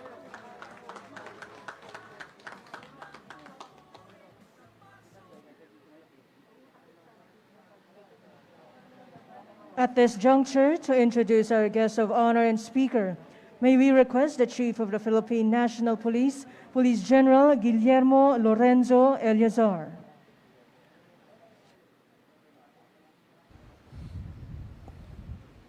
Our guest of honor speaker, Secretary Eduardo Manahan Año, was born in San Mateo, Rizal on October 26, 1961. At an early age, he already manifested his exceptional academic prowess when he finished his elementary education as valedictorian. Straight from high school, he entered the Philippine Military Academy and became a member of the PMA Matikas class of 1983, where he graduated as cum laude. During his active military career, he consistently ranked #1 in all his military courses, either local or foreign. In 1993, Secretary Año finished on top of his class in the International Officer Intelligence Course at Fort Huachuca, Arizona, USA, earning a perfect rating of 100%, a feat that remains unchallenged up to this date. Because of his virtuous reputation, exceptional professionalism, and unquestionable integrity, Secretary Año was entrusted to hold vital military positions, which include being the commander of the Intelligence and Security Group of the Philippine Army, the Chief of the Intelligence Service Armed Forces of the Philippines, the commander of the 10th Infantry Aguila Division, the 57th Commanding General of the Philippine Army, and eventually the 48th Chief of Staff of the Armed Forces of the Philippines. With an eagle-like focus in accomplishing his missions, Secretary Año was instrumental in the neutralization of countless terrorist and communist high-value targets, which ultimately made him a legend in the intelligence community. Being a devout Catholic, Secretary Año also fervently advocated the value of servant leadership and always gave premium to the importance of teamwork. Under his able leadership, the AFP achieved its highest net satisfaction rating from the populace. This was demonstrated when he was designated as the martial law administrator in Mindanao during the 5-month-long Marawi crisis, where an influx of support to the AFP was witnessed and felt. In recognition of his outstanding service and work ethics, he has been a recipient of more or less 700 awards, medals, and decorations, both locally and abroad. He received the coveted Philippine Military Academy Cavalier Award in 1996 as an outstanding PMA alumnus in the field of Army operations. He is also a recipient of the Philippine Legion of Honor, degree of Chief Commander, and the prestigious Panglimagaga Angkatan Tentera, or PIGAT, that was awarded by no less than His Majesty, the King of Malaysia. Ed, as friends call him, is happily married to the former Miss Jean Jocelyn Maria Ardioso, and they are blessed with 4 children, namely Edwin Jr., Edward, Janelle Marie, and Jasmine Claire. Ladies and gentlemen, please join me in welcoming and introducing our guest of honor speaker, our Secretary of the Department of Interior and Local Government, Secretary Eduardo Manahan Anyo.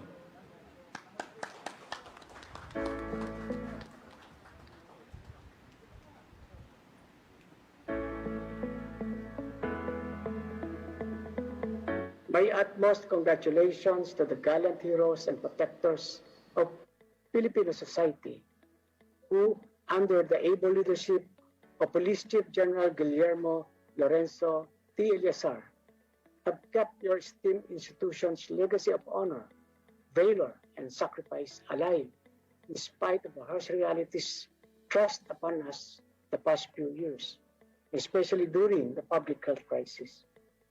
Today, as you celebrate 120 years of outstanding police service, I give my snappiest salute to the leaders, officers, and personnel of our country's premier law enforcement agency for your unwavering commitment, dedication, and professionalism in the conduct of your duties. Maraming salamat dahil sa kabila ng banta ng COVID-19 at kaliwat ka ng batikos, puna at kritisismo, nagagawa pa rin ninyong magpatuloy upang gampanan ang sinumpaang tungkulin at ibuhos ang lahat sa paglilingkod.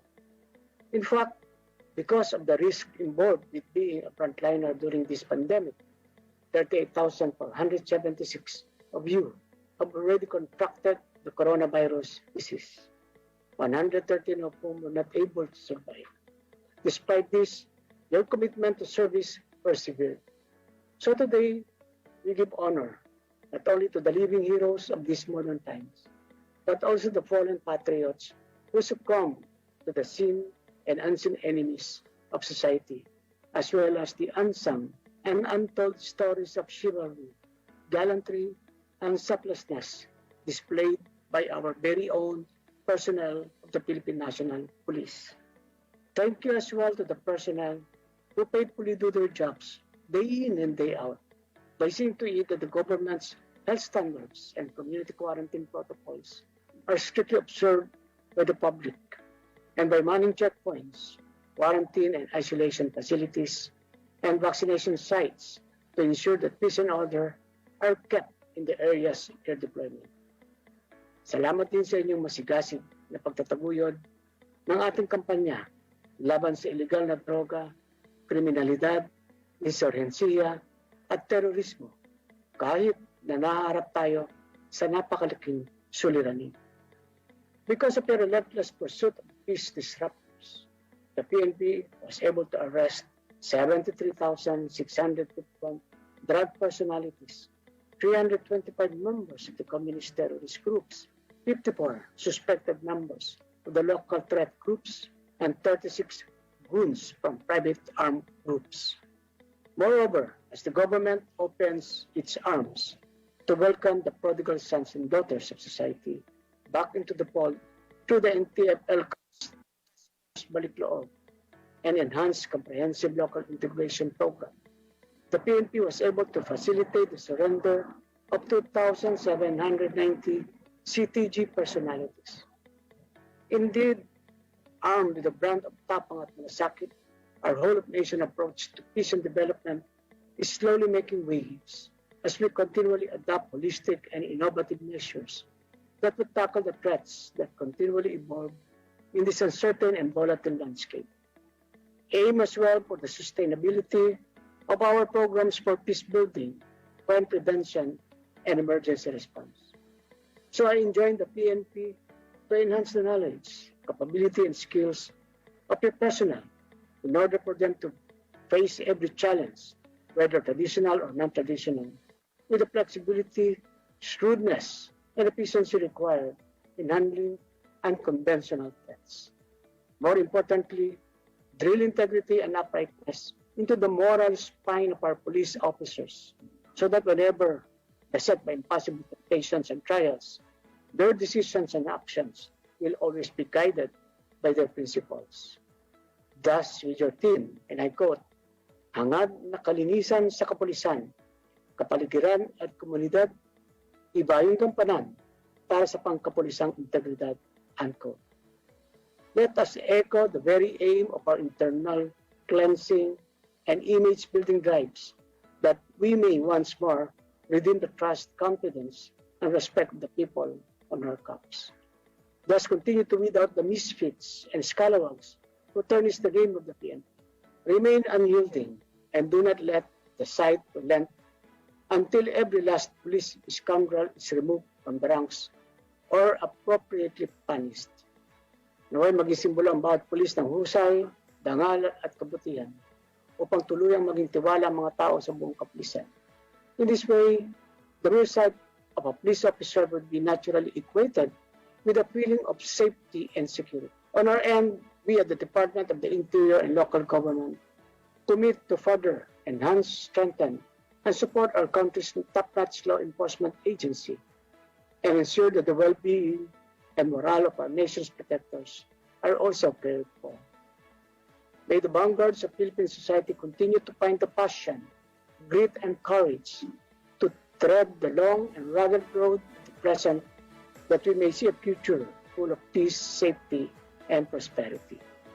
Again, a hearty congratulations to the Philippine National Police for 120 years of bravery, patriotism, and excellence in service.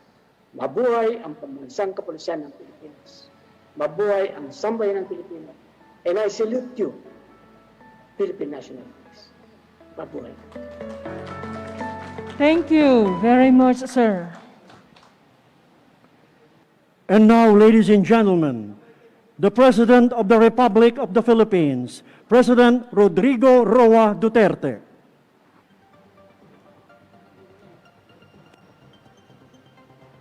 My warmest greetings to the Philippine National Police as it celebrates its 120th Police Service anniversary.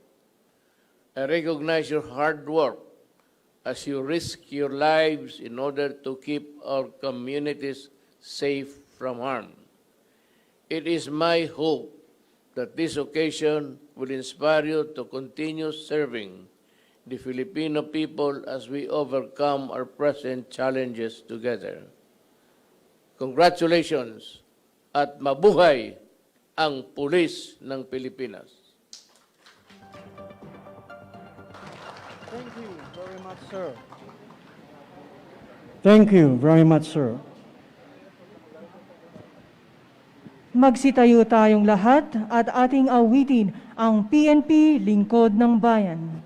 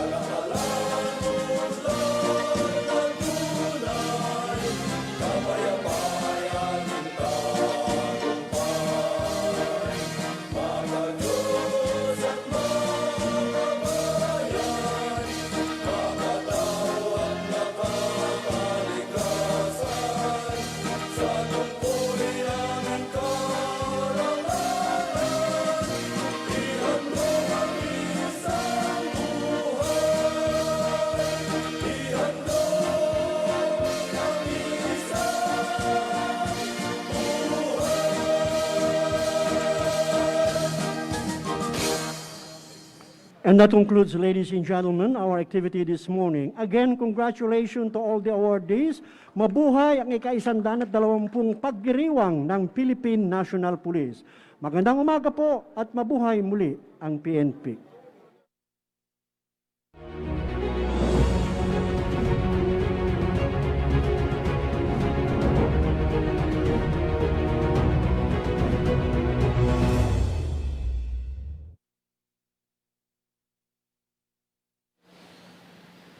The Chief PNP will now deliver his press statement. Good morning, ladies and gentlemen of the PNP Press Corps. Thank you for joining us in this press briefing on the heels of today's national commemoration of the 120th Police Service Anniversary. On this special day, Philippine National Police proudly looks back to its humble beginnings 120 years ago at the turn of the century in August 8, 1901, when the Philippine Constabulary was founded as the country's insular police force that ushered 12 decades of glorious history of police service in the Philippines, leading to the establishment of the contemporary National Police Organization of the 21st century. The PNP is honored by the gracious presence of the LG Secretary Atty.INTON, represented by USEC Bernardo Florese, in today's fitting ceremony to express the thoughts of the national leadership and extend the recognition of the grateful Filipino nation to the nameless and countless police officers for their selfless service to our country and people. Ang pagdiriwang na ito ay sumasaklaw sa layunin ng PNP, ang ibigay sa mamayan, sa lahat ng Pilipino, ang isang malinis na organisasyon tungo sa pag-unlad ng ating bayan sa pamagitan ng pag-aalay ng tapat na serbisyo at paggawa ng marangal na gawain.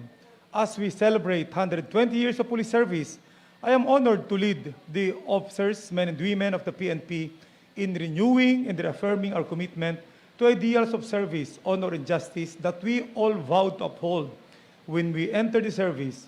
In so doing, we reaffirm commitment to transformation as we continue to seek new and better ways to serve and protect the community. I offer my personal admiration and appreciation to the PNP units and officers that we honor today for outstanding accomplishments in the PNP operational campaigns against crime, terrorism, and illegal drugs. I salute as well the police commissioned officers, police non-commissioned officers, and non-uniformed personnel whom we recognize for individual achievements in the respective fields of police administration and operations, especially the late Police Master Sergeant Amado Ormilon Jr., for his unselfish act of supreme sacrifice in line of duty. The PNP also bestows special recognition to PNP units and personnel for outstanding individual and group achievements in PNP COVID-19 response operation. May this finest police tradition of outstanding service continue to provide encouragement and inspiration to each and every member of the PNP as we march toward shoulder to shoulder with the Filipino people onwards to a bright future and comfortable life for all. I am pleased to take this opportunity to herald the highlights of the PNP's most recent significant victories against criminal elements, threat groups, and drug syndicates. The PNP shares the glory and accolades with the Philippine law enforcement community for the interdiction operation in Bulacan against a well-organized crime group behind the proliferation of illegal firearms. By taking away these instruments of violence from the hands of unauthorized individuals, we took a pivotal steps in ensuring safer communities and secure environment for our families. The same interoperability and cooperation among law enforcement agencies delivered the serious blow that broke the backbone of a national drug syndicate operating in the country with their local partners. We are now ready to respond to your questions and concerns. I have with me my two Deputy Chief PNP, my classmates, the Deputy Chief PNP for Administration, concurrently the Commander of Administrative Support to COVID Operations Task Force, or ASCOT, Police Lieutenant General Veracruz, as well as the Commander of the Joint Task Force COVID Shield, our Deputy Chief PNP for Operations, Police Lieutenant General Dixon. Maraming salamat. Thank you very much, sir. Magandang umaga sa inyong lahat. Maraming salamat sa inyong pagdalo sa 120th Police Service Anniversary at sa press conference na ito. Sa mga magtatanong, mangyaring banggitin muna ang pangalan at network at saka isunod ang inyong katanungan. Una pong magtatanong ang nandito sa National Headquarters ngayon at isusunod natin ang nasa virtual platform. With the permission of the Chief PNP, ang unang magtatanong, sir, ay si Patricia Manguni ng TV5. Patricia, good morning. Hi, sir. Morning. Sir, on the Bree Johnson case, ano pong developments natin? Have we established foul play or ruled it out? Well, actually, we're still waiting for all the test to be given to us, particularly the histopathology, the examination, the result of that examination. As we were told by the SITG, it will take 2 weeks for us to get the result of that. So, meron pa tayo siguro mga 1 week or so, 10 days bago ilabas yun. So, we would not want to make any conclusion. But of course, the development case, just like what the Regional Director of Police Regional Office 1 has said, Police Brigadier General Peralta, echoing the result of SITG so far, itong update nila, sinasabi nila so far, with all the information that we obtained, walang tumutukoy sa foul play. But yun nga, we are not discounting na doon na. So kasi nga, meron tayong result ng autopsy and based on the information coming from the witnesses as well as the reenactment of the scene. So specifically, I've heard that Gel Pilarta has explained to the media during interview itong mga nakitang walang indication of struggle, but nagsabi rin siya na merong ang reason is for based on autopsy is asphyxia by ligature, showing itong sumakal o strangulation na pwedeng mangyari talagang sinasakal ng kamay, pwede rin naman na nagbigti, or pwede rin ng somebody na talagang sinasakal siya. Pero one thing that they explained is that pataas kasi yung markings nung ligature. So, pataas siyang pag ganun. So, most likely, talagang sa pataas siya. Pero yun nga, pwede naman kasi pataas na nakahang, pwede rin pataas na inangat, di ba? So, all of these things are being considered during the conduct of the investigation. And both the victim as well as her companion parehong tested positive dun sa drugs, just like what the SITG has mentioned during their earlier pronouncement. Sir, specifically, anong drugs ito? Na-confirm na ba? Cocaine, yung positive sa cocaine, and nakakuha din naman doon ng mga ebidensya rin. Nakuha sa possession. That is why, based on the evidence, piece of evidence that were recovered, the PNP referred the case before the Office of the City Prosecutor for the violation of RA 9165. It so happened that the Provincial Prosecutor released the suspect for further investigation. Sir, based on naman sa CCTV, ano naman po yung nakita natin doon? Well, basically, ang CCTV kasi is outside. Nasa labas siya ng room. So, merong informasyon na nakita doon, yung kanilang paglabas at pasok, at merong occasion din na nakita rin sila na pareho nagiinuman at may walang makikita na we can say na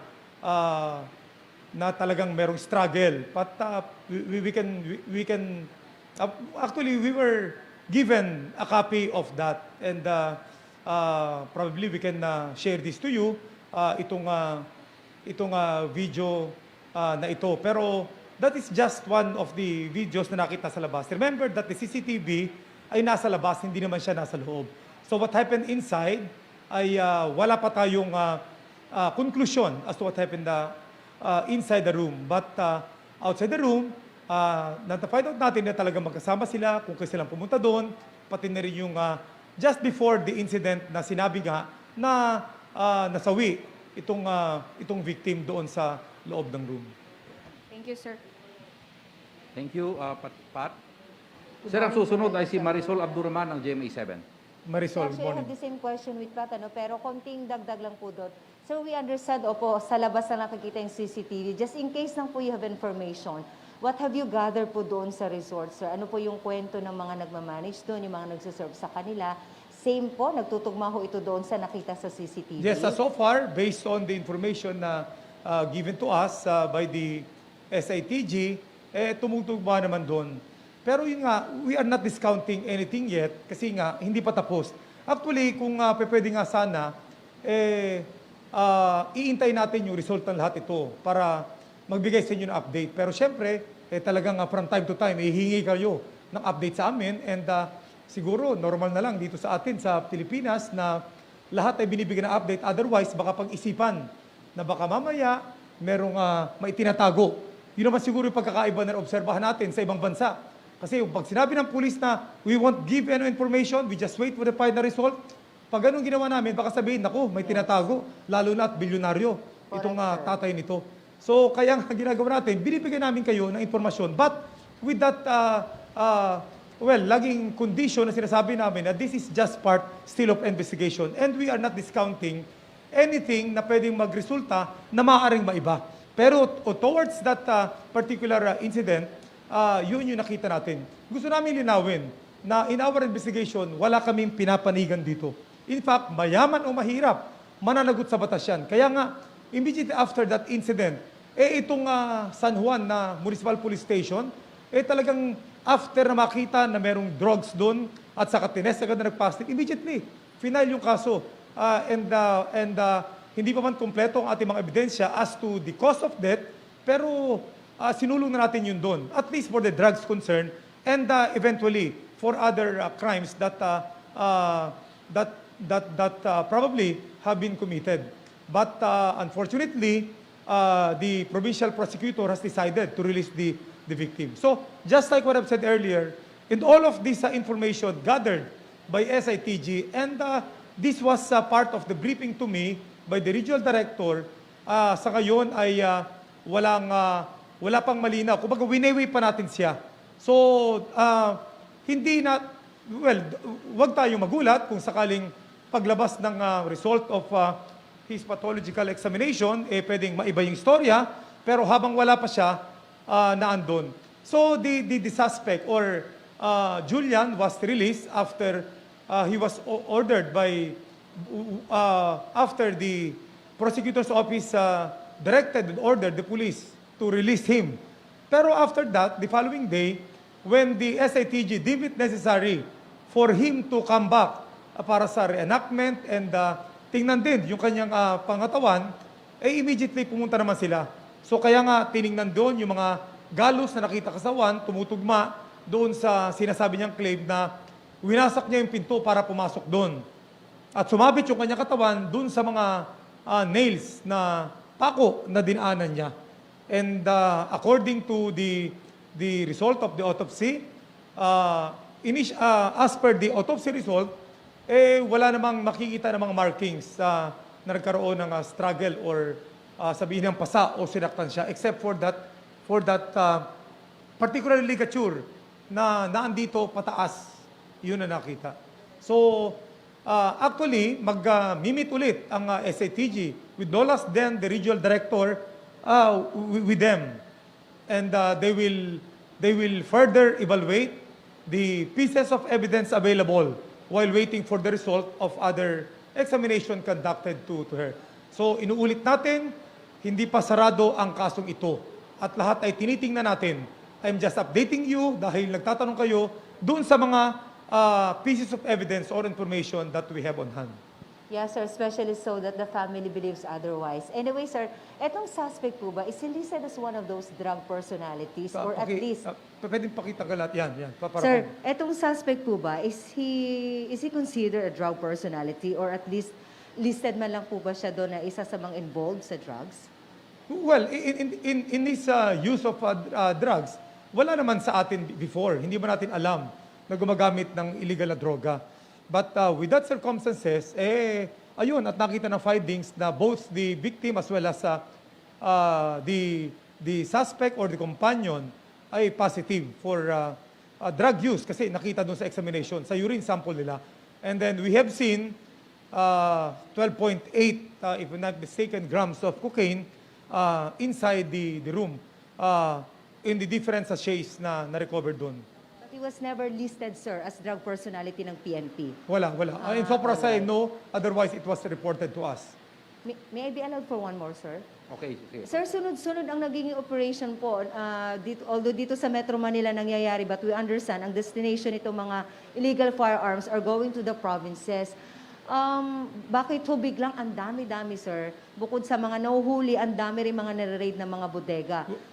Well, unang-una, nagkaroon tayo ng intensified effort campaign against proliferation or itong mga illegal possession ng ating firearms. For the reason na malapit ng eleksyon. So ang direktiba natin with the guidance of SLG is alamin niya lahat na yan. Kaya nga, ang ating direktiba is for all the unit commanders down to the chiefs of police na alamin, pag-aralan at tingnan historically ano ba yung mga grupo or mga possible suspect, whether yan ay active or inactive para ma-check natin. That is for our local commanders on the ground. But for the special units like CIDG and other any issues concerned, nagsasagawa sila on their efforts. At natumbok nga yan. Pati ang NCRPO, they have conducted in coordination with the AFP, itong mga possible na mga spare parts na binubuo para magamit. So we cannot discount the possibility na talagang pwedeng gamitin ito sa karahasan. Hindi naman tayo bago dyan. Every 3 years, we have elections. At napakaganda na ahead of time ay ina-anticipate na natin yan at nagsasagawa tayo ng appropriate police actions. Thank you very much, Marisol. Sir, ang pangatlo ay si Mark Makalalad ng DCWB. Hey, Chief. Good morning. Happy anniversary sa Thank you. PNP. Okay. President Duterte told the UN General Assembly he has instructed the DOJ and PNP to conduct drug war review. What can we expect from PNP? Magkakaroon ba tayo ng meeting with DOJ? Ano po yung gagawin nyo? Yes, definitely. Well, gusto ko sabihin na dati namang ginagawa na yan. Kasi nagkaroon ng imprimatur na ang ating Pangulo when he designated the DOJ to review these drug cases. Kaya nga noong pa man, nakipag-ugnayan kami, I paid the courtesy call to Secretary Guevara upon my assumption para sabihin yung aming kahandaan na makipag-operate sa kanila. And then ngayon na yan ay binanggit ulit ating presente, the more na lalo natin paigtingin ang ating cooperation. In fact, nagkaroon na kami ng palitan ng text messages ni Secretary Guevara at iniintay lang namin yung schedule para magpunta. Una, isa para pag-usapan. Initially, ito mga folders na binigay namin sa kanya nung una pa man at yung iba pang mga folders na available sa amin na noon pa ay sinabi namin na pwede lang i-review. So now that the President has said that, so ito yung direct guidance na binigay sa amin aside from the imprimatur that he has given to us when the DOJ was directed or instructed to do so upon the recommendation or initial findings of the United Nations. So meaning to say, old review na pala ito. Magkakaroon lang muli ng review. Okay, sir. So ano nangyari dun sa review dati? Yung may 53 cases na nasubmit ng PNP sa DOJ. Yes. Until now kasi hindi pa rin siya na i-release sa public. Yes, so ano po yung update? Yes, that will be one among the topics that we will discuss sa pag-uusap namin. Kasi sa pagkakaalam ko, tapos na yung review nila doon. Kaya mag-meet ulit kami para pag-usapan at ano mga dapat gawin doon sa kanilang findings.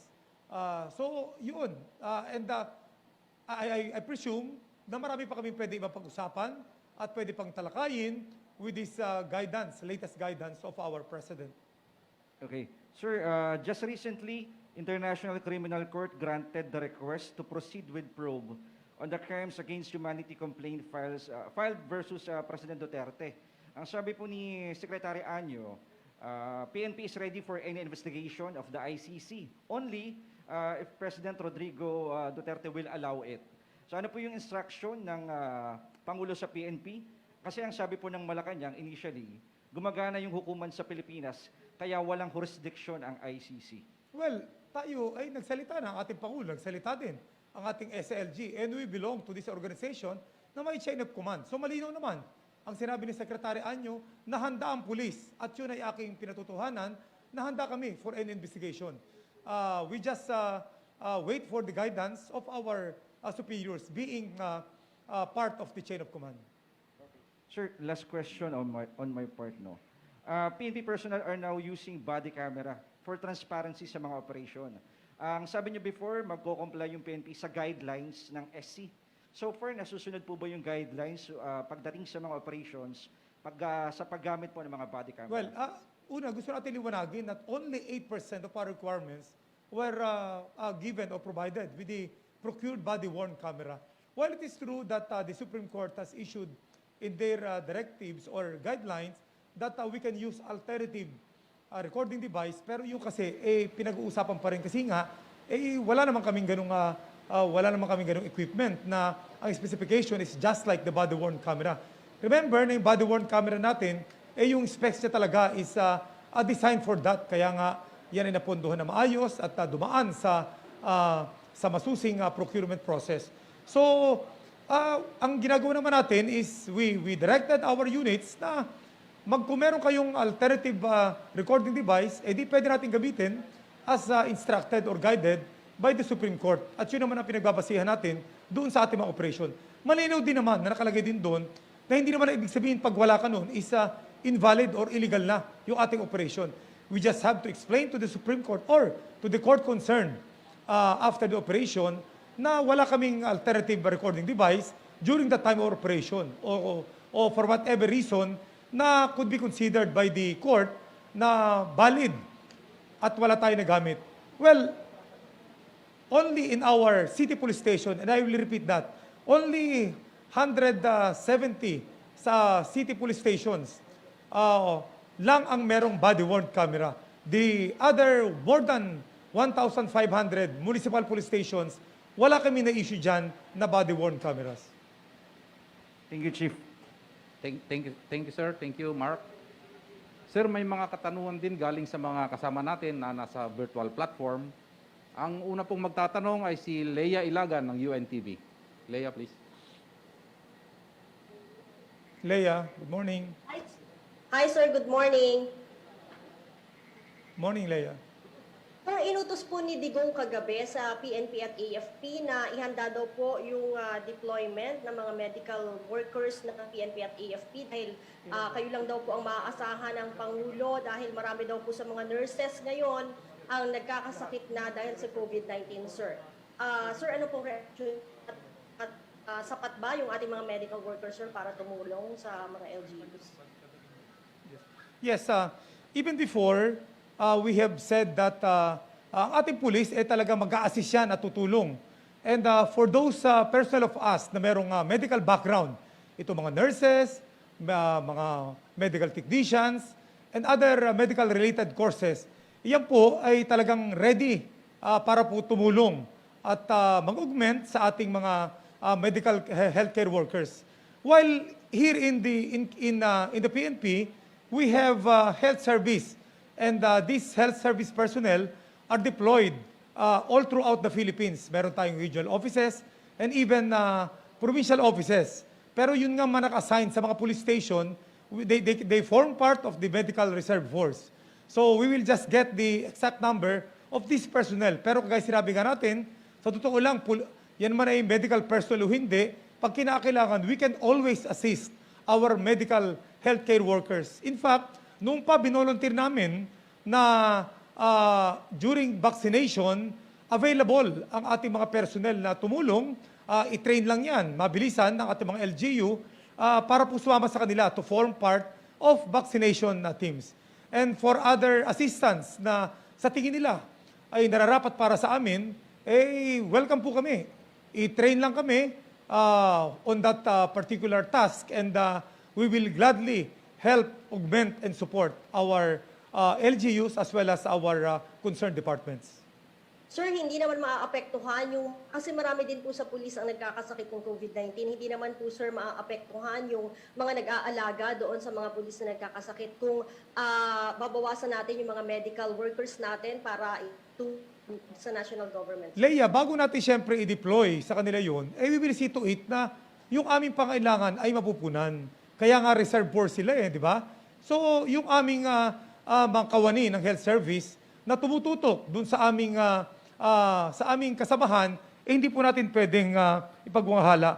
So, we have given you regular updates on the status of our personnel, pero just the same, for the information of those who are With us, as of last night, 38,788 out of our more than 222,000 have already been infected, and that is 17.4 of our personnel. Even though 93.8 of those infected, or 36,383, have recovered already.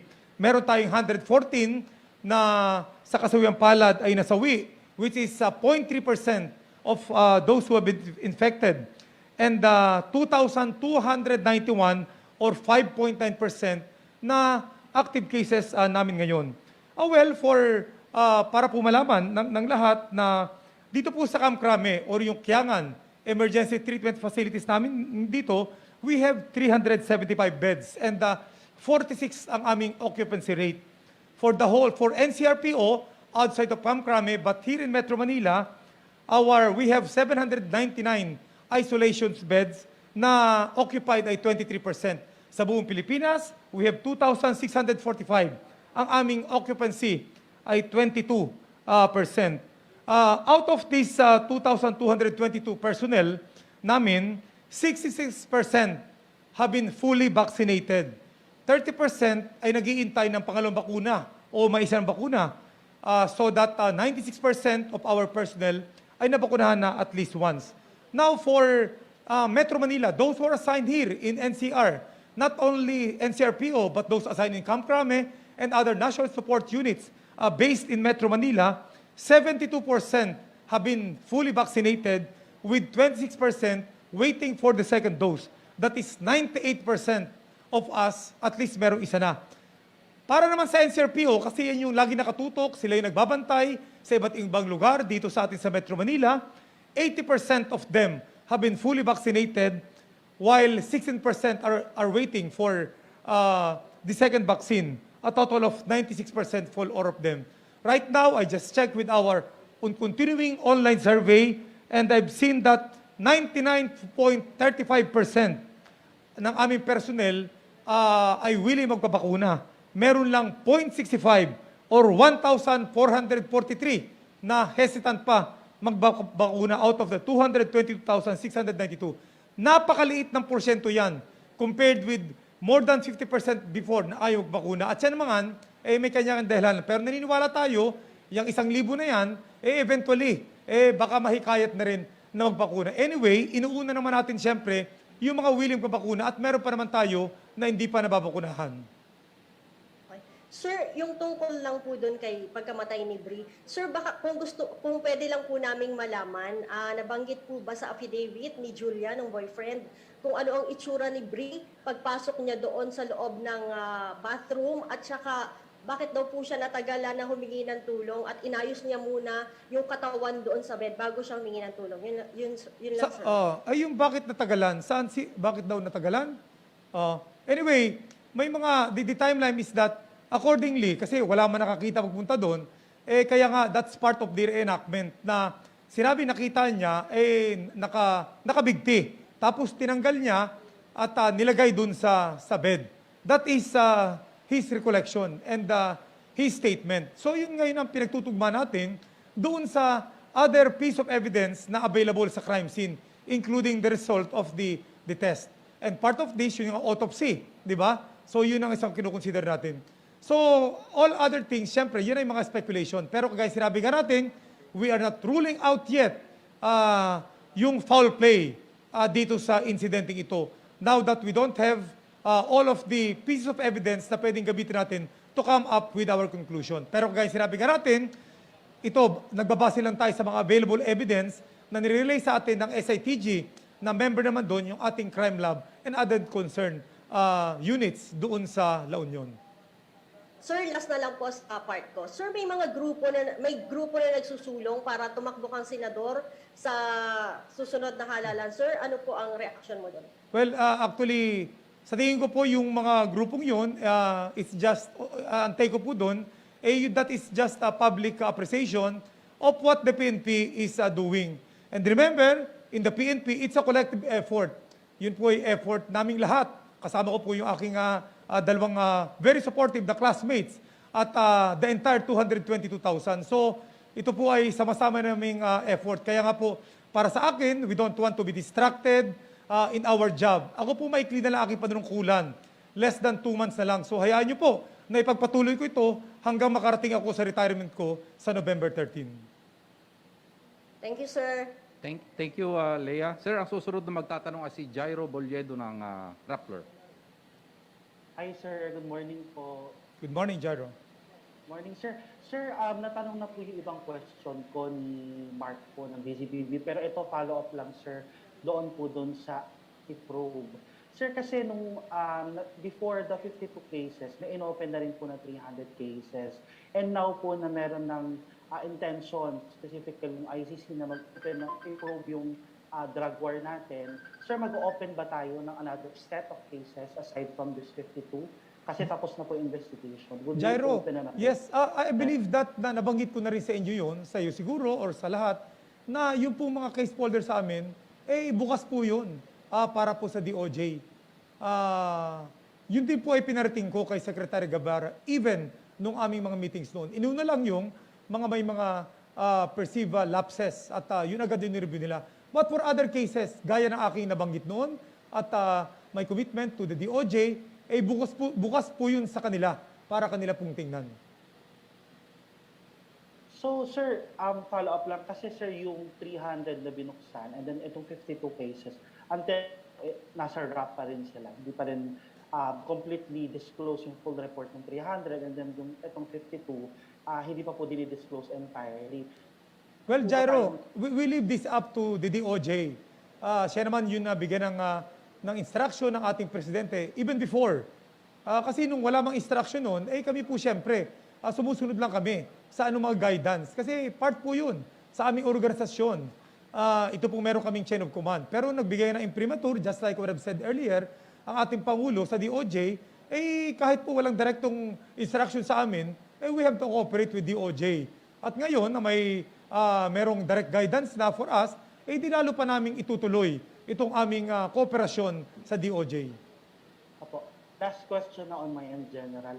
Sir, kasi ilang months na, ilang days na lang po magre-retire na po kayo. Makikita po ba natin yung result nitong second report under your watch po or under your term? Jairo, kahit naman nung una pa man, di ba? Yun naman yung ating gustong ipakita. Kasi nga, sa aking maikling panunungkulan, gusto nating ang ating objective is pataasin ang respeto, kumpiyansa at tiwala ng ating mga kababayan.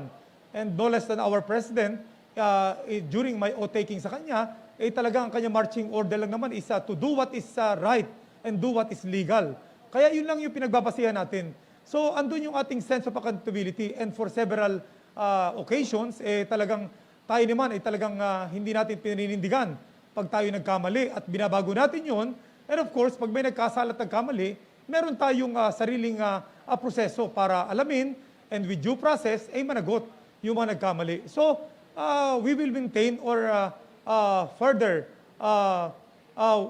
continue doing that. At yun naman lagi ang sinasabi natin sa ating mga kasamahan sa Philippine National Police. Right. Salamat, Jairo. Sir, ang susunod pong magtatanong ay si Eunice Silario ng Filipino Mirror. Eunice. General, good morning po. Good morning, Eunice.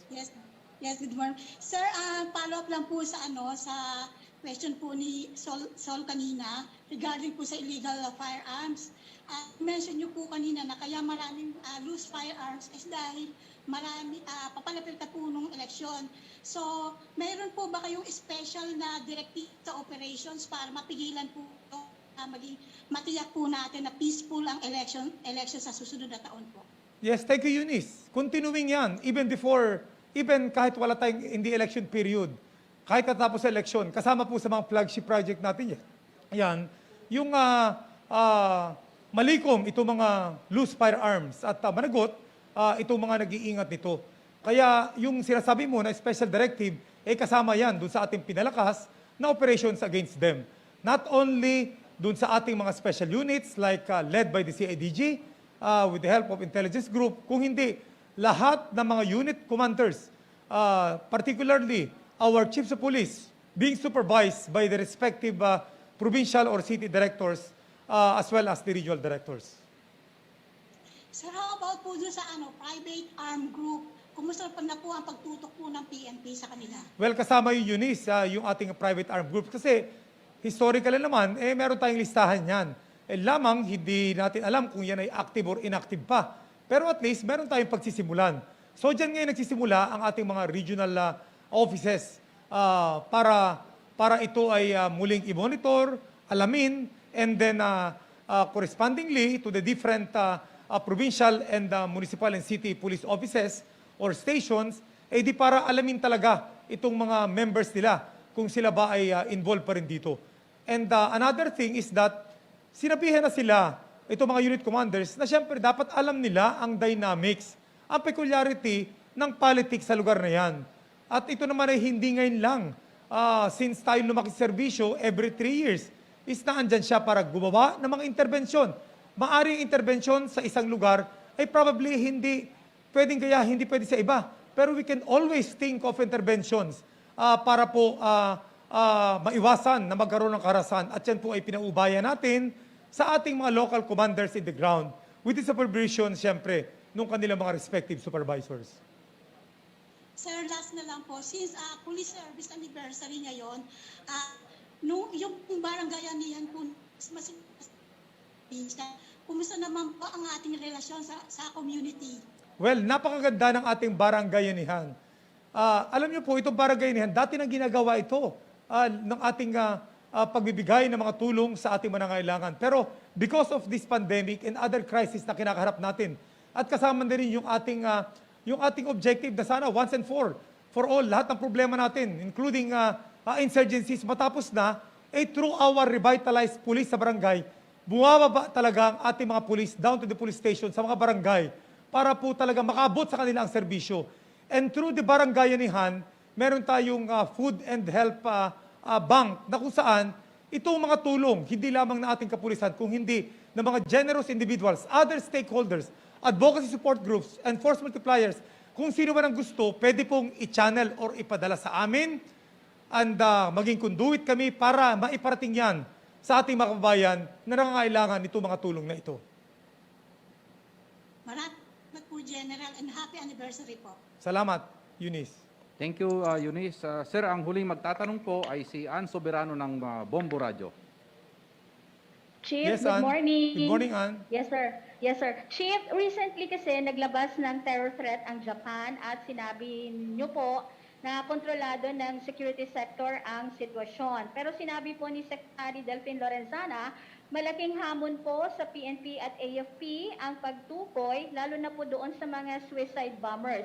Ano po, ang tanong ko po, Chief, ano po ang ginagawang hakbang at pagpanda dito ng PNP para ma-identify sakali na meron na rin po? Kasi nga sa Sulu, in the previous incidents, may mga suicide bombers incident, or may mga suicide bombers na rin po. So ano pong mga ginagawa ngayon ng PNP, lalo na po yung PNP po, para nga matukoy po itong mga suicide bombers at hindi na rin po makapaghasik ng karahasan, Chief? Yes, Ann, thank you for that question. Continuous monitoring, continuous coordinating with other concerned agencies.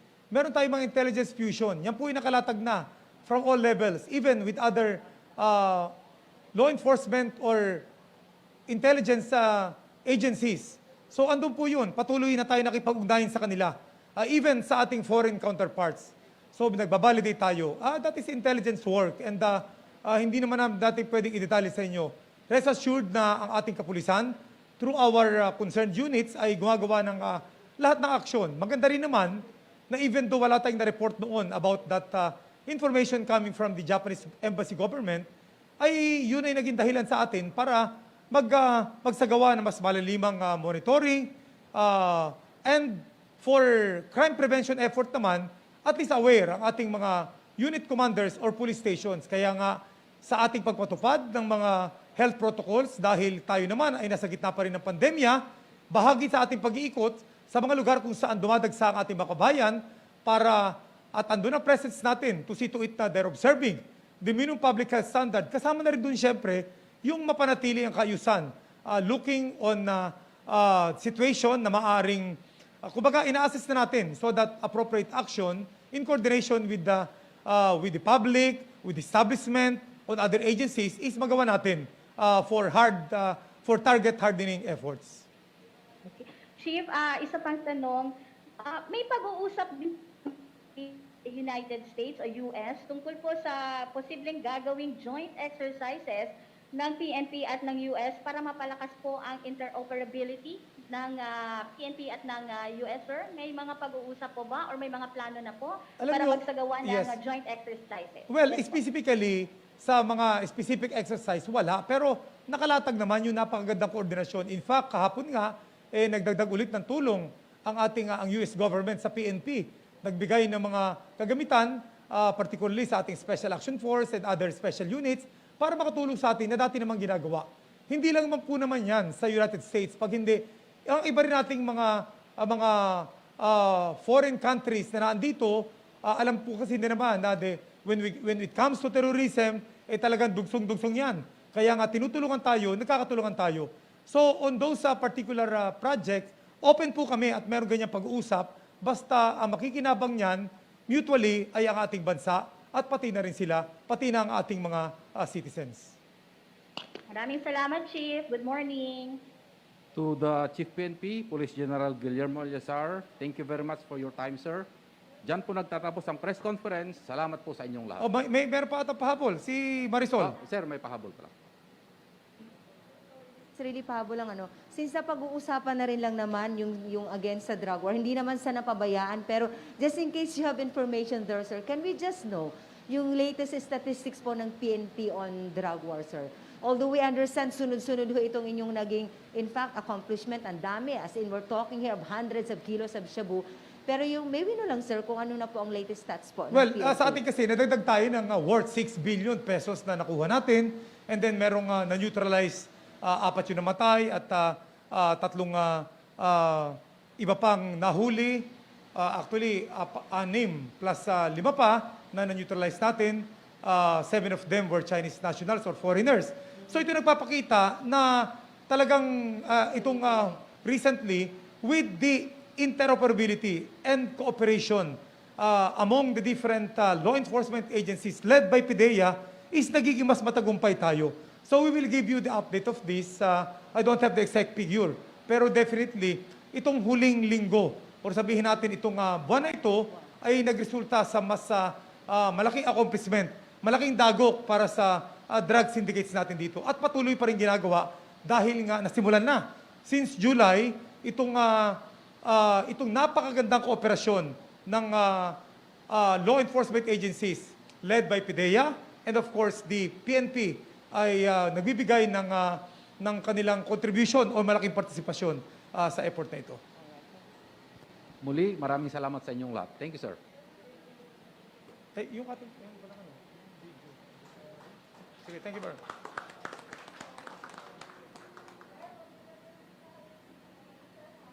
Yung CCTV, actually, I've coordinated with the regional director and meron silang binigay. So, pwede nating ipakita ba dito yung Pero, ito na ba yun? Sige, bigyan na natin. Meron ba tayo? Meron ba tayong pwedeng ilagay dyan? Wala? Hindi, ito. Sige.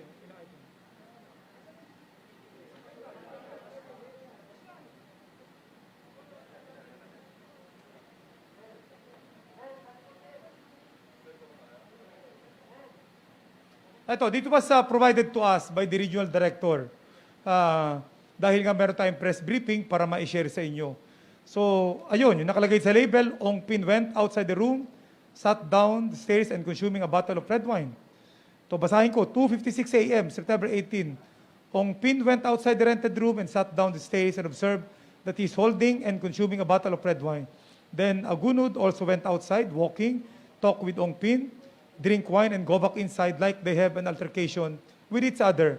Nakalagay doon like kanilang So, well, of course, guys, sinabi nga natin, wala naman tayong, ito kasi, kinuha lang yung bandang huli na magkasama sila.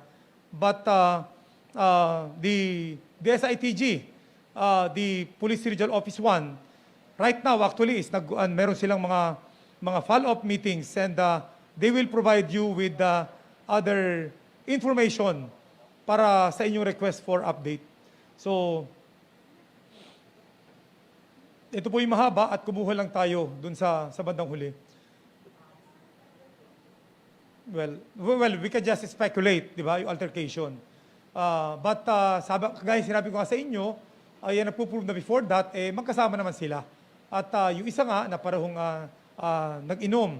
And eventually, nagkaroon ng after the incident, pareho sila nag-test positive.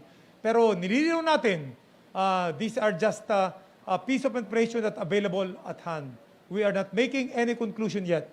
We will wait for all this piece of evidence. And as they goes by, syempre, yun naman request nyo. Baka naman pag hindi kami nagbigay, isipin nyo may tinatago. In fact, I was in Caraga the other day, and sinabihan ko at I told our regional director na make yourself as well as information, yung pwedeng informasyon na i-share sa media. Dahil mahirap nga sa sitwasyon natin ngayon, lalo na at ang mga involved dito is masasabi natin na hindi basta-basta, ayaw namin na naisipan, may pinagtatapan kami. Uulitin namin sa inyo at ginawa na natin even before yan. Wala tayong sinisino pagdating sa investigasyon. Pag merong pagkakamali at lalo na at merong namatay, mananagot ang dapat managot. So yun po yung ating pagbabasihan. Kaya nga, hayaan nyo lang na kung ano yung available information coming from the SITG will be provided sa inyo. And eventually, when all of this piece of evidence, including the result of that his pathology, yung examination na kinandak dyan, pati po yung opinion or the findings of the SITG will be known and revealed to everyone. Maraming salamat at si Mark ay may pahabol.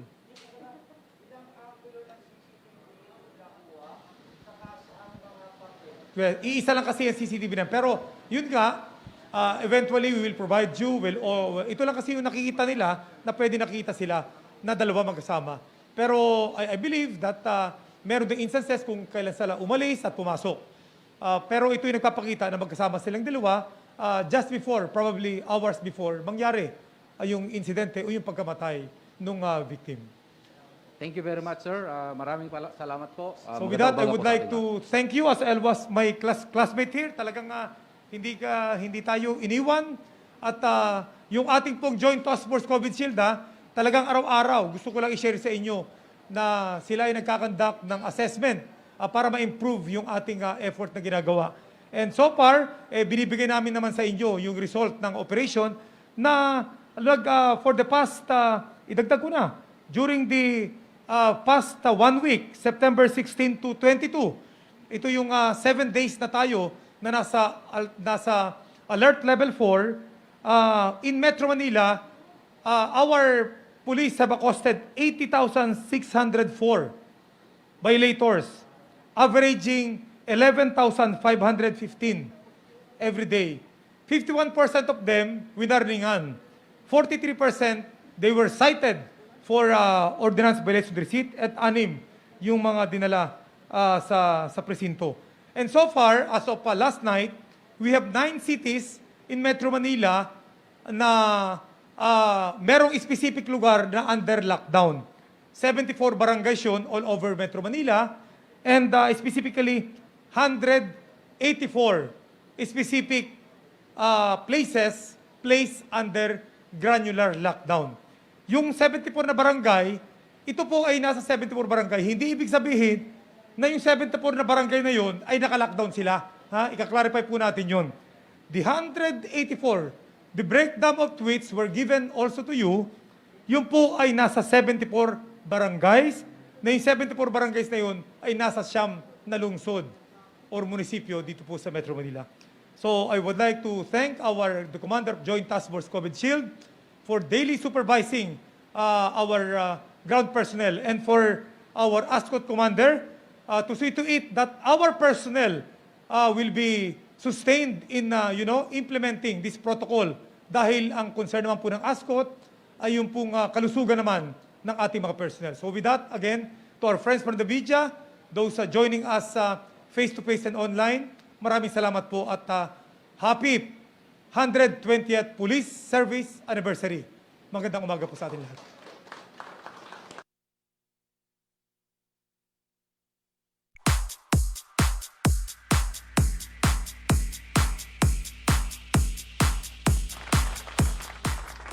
Ayun, thank you, thank you. At nagkamali ako kanina, no? Kala ko 105th anniversary. Hindi pala.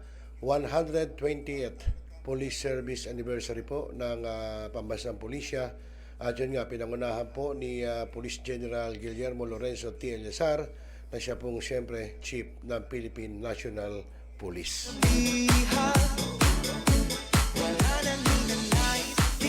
At yun, pinaliwanag din niya doon sa ginawang conference na yon na hindi tinotolerate at hindi kinukonsinte ng kapulisan o ng pambansang pulisya ang mga pulis na nagkakamali o gumagawa ng mali, no, sa ating kapwa, no?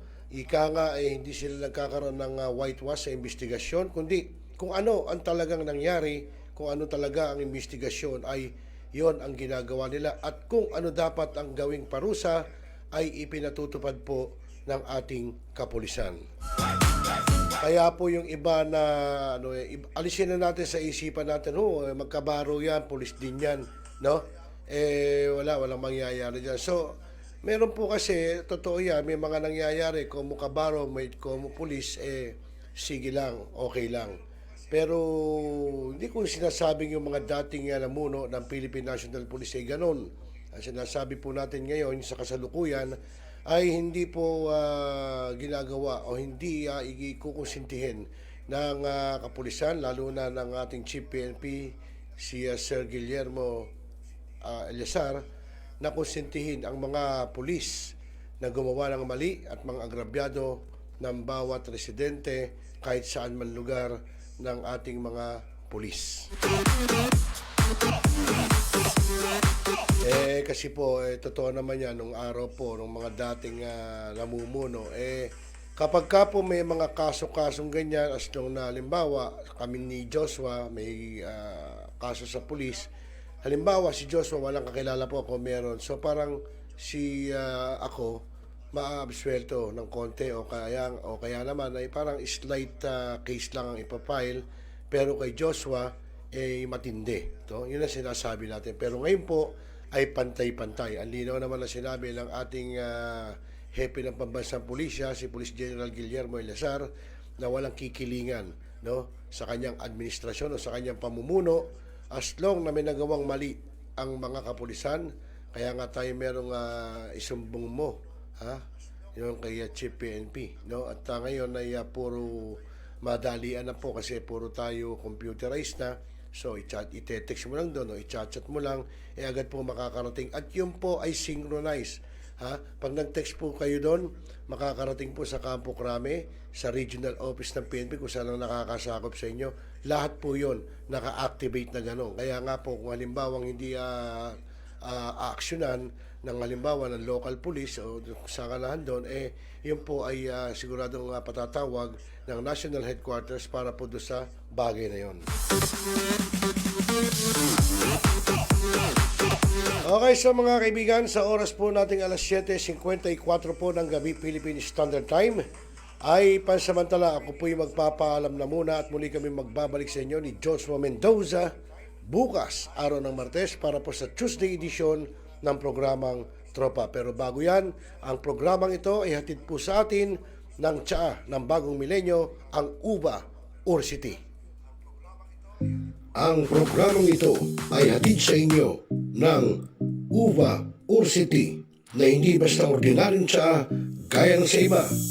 Dahil sa taglay ng UVA tea, ang antibacterial, best natural antibiotic, gout, arthritis, neutralizes acidity, prostate problem, gives extra energy, improve stamina, boost the immune system, fight cancer cell, reduce bad cholesterol, normalize blood sugar level, detoxify toxins, infection ng bladder at kidney infections.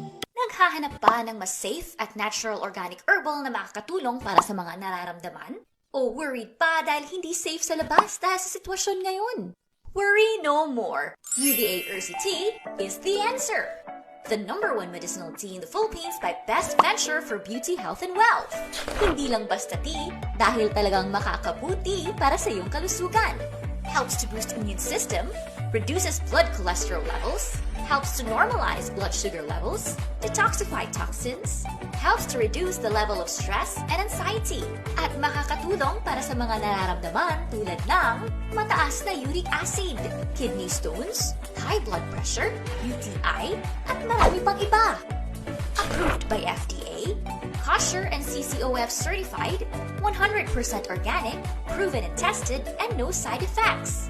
Be healthy and live life to the fullest with UVA RCT. Now available in selected branches of Mercury Drug, selected pharmacies and supermarkets nationwide. For more details, please contact 0915 308 4112.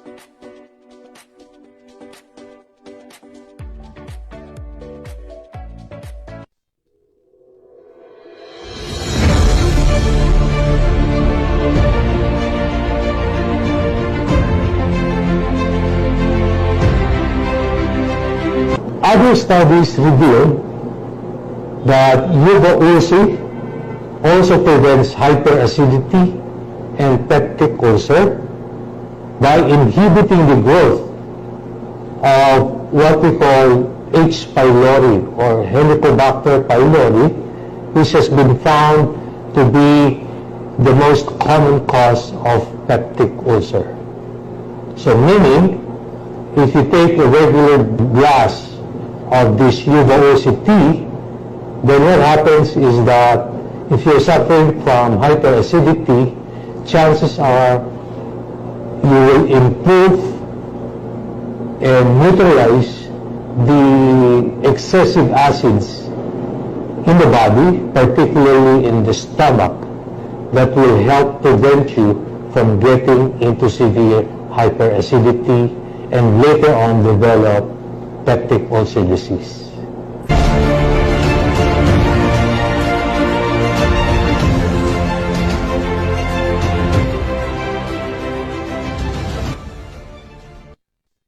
Ako po si Carolina Lopez, 35 years old. Pinanganak po ako sa Legazpi City, pero sa ngayon ako po ay kasalukuyang naninirahan sa Kainta, Rizal. Graduate po ako as a Bachelor of Secondary Education. Nagtuturo po ako sa loob ng 3 taon sa isang private school. Pero dahil nga sa medyo mababa yung sahod, naisipan kong lumipat sa isang call center. Habang nasa call center ako, umatake itong aking karamdaman na tinatawag na psoriasis. Almost 16 years na siya, pero this past August, siya umatake ng malala, na kung saan halos hindi na ako makakita, makalakad, hindi ko na magawa yung mga pangkaraniwang gawain lamang sa bahay.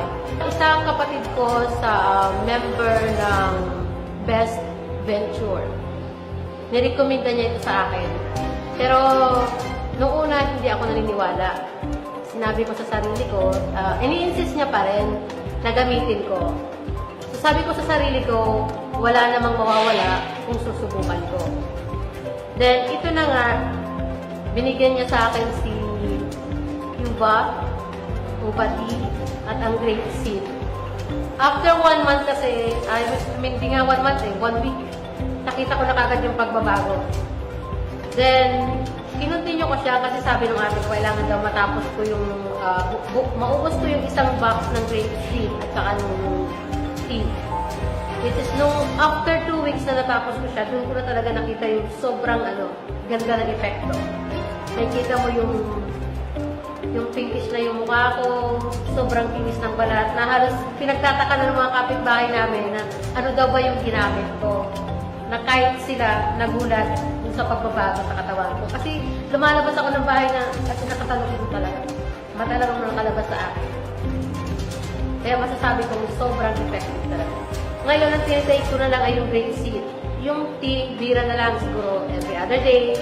Hindi na siya yung araw-araw. Kasi nakikita ko na yung Minsan na hinanapan ko yung katawan ko kung may lumalabas pa bang mga red spots at mga ganyan. Pero sa ngayon wala na eh. Proud ako na nakilala ko si Best Venture.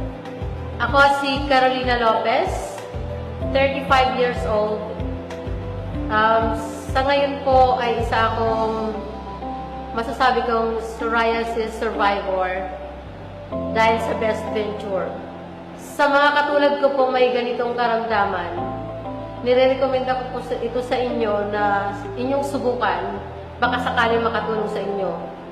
Sapagkat sa paggamit po ng Best Venture, wala po itong side effect. Wala kayong mararamdaman na kahit anong side effect sa inyong katawan.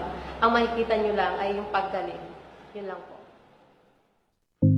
Lahat ng yan, mga katropa, ay nasa uva or city ang tsaa para sa bagong milenyo. Inom na, mga katropa.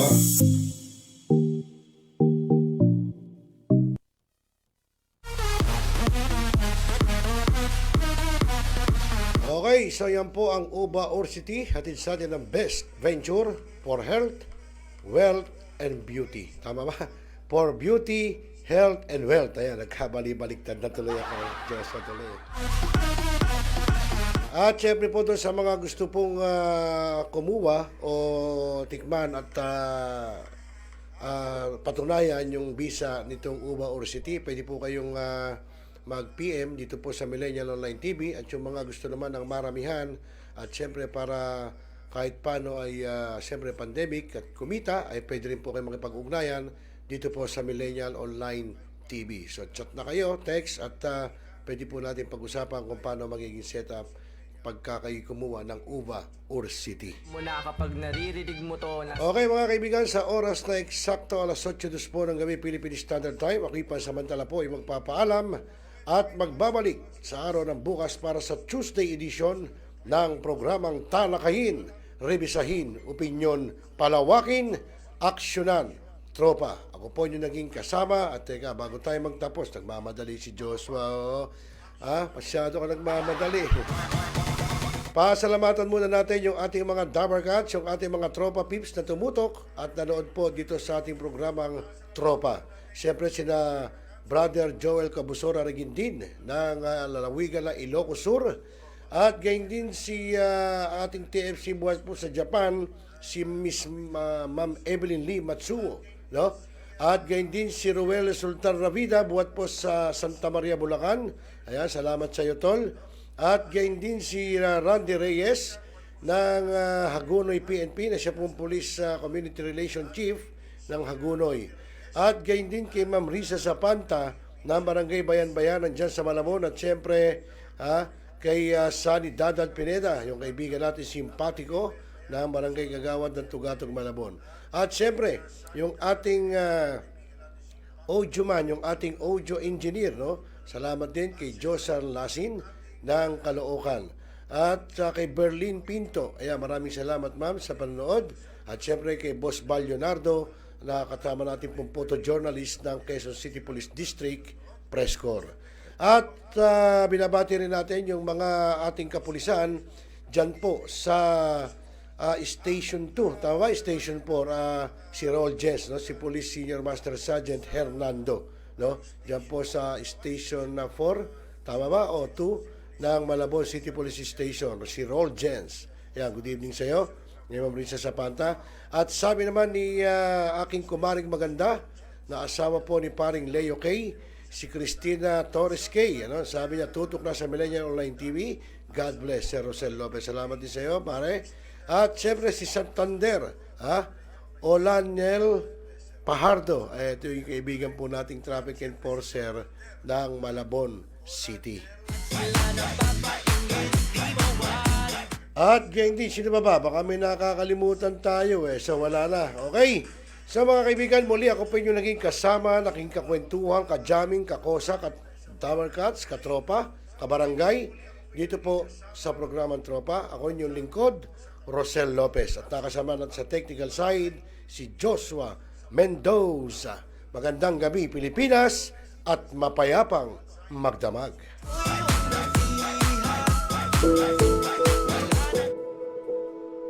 Ikaw ba'y nag-iisa? Nalulungkot? Dahil iniwan at ipinagpalit? Niloko ng iyong minamahal? Kung ngayon, i-type sa inyong mga cellphone, Facebook o YouTube man ang Millennial Online TV Dahil nasa Millennial Online TV na ang online haralista ng bagong milenyo, si Randel Villados.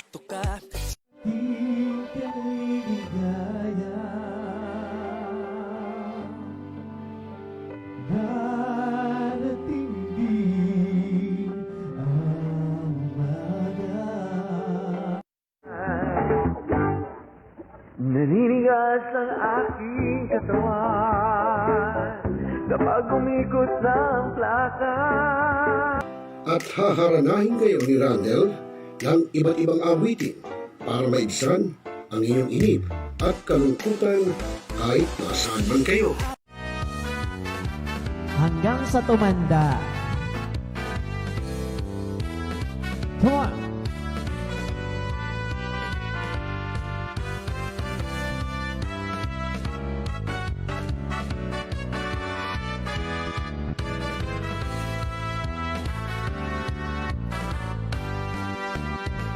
Kung tayo'y matanda na, sana'y di tayo magbago. At pwede rin kayong makiduet kay Randel tuwing Sabado ng hapon. Tutok na! Tawag na mga milenyo! Araw-araw ikaw ang gusto kong kasama. Buhay ko'y kumpleto na tuwing nandito ka sa tabi ko o aking gilid. Barangay, pangunahing unit ng pamahalaan lokal kung saan dito pinag-uusapan ang bawat sinalon ng mga residente ng bawat barangay. Dito rin pinag-uusapan ng mga piling halal na opisyal na barangay ang mga proyekto para sa kanilang barangay. Kumustahin natin ang panunungkulan ni Kapitan dito sa Dalo Barangay sa Millennial Online TV Worldwide, ang katropa ng bawat barangay. Ating tinatapos ang ating pagpupulong. Maraming salamat po sa inyong pagdalo at tapos na po ang ating session. Enjoy na po tayo.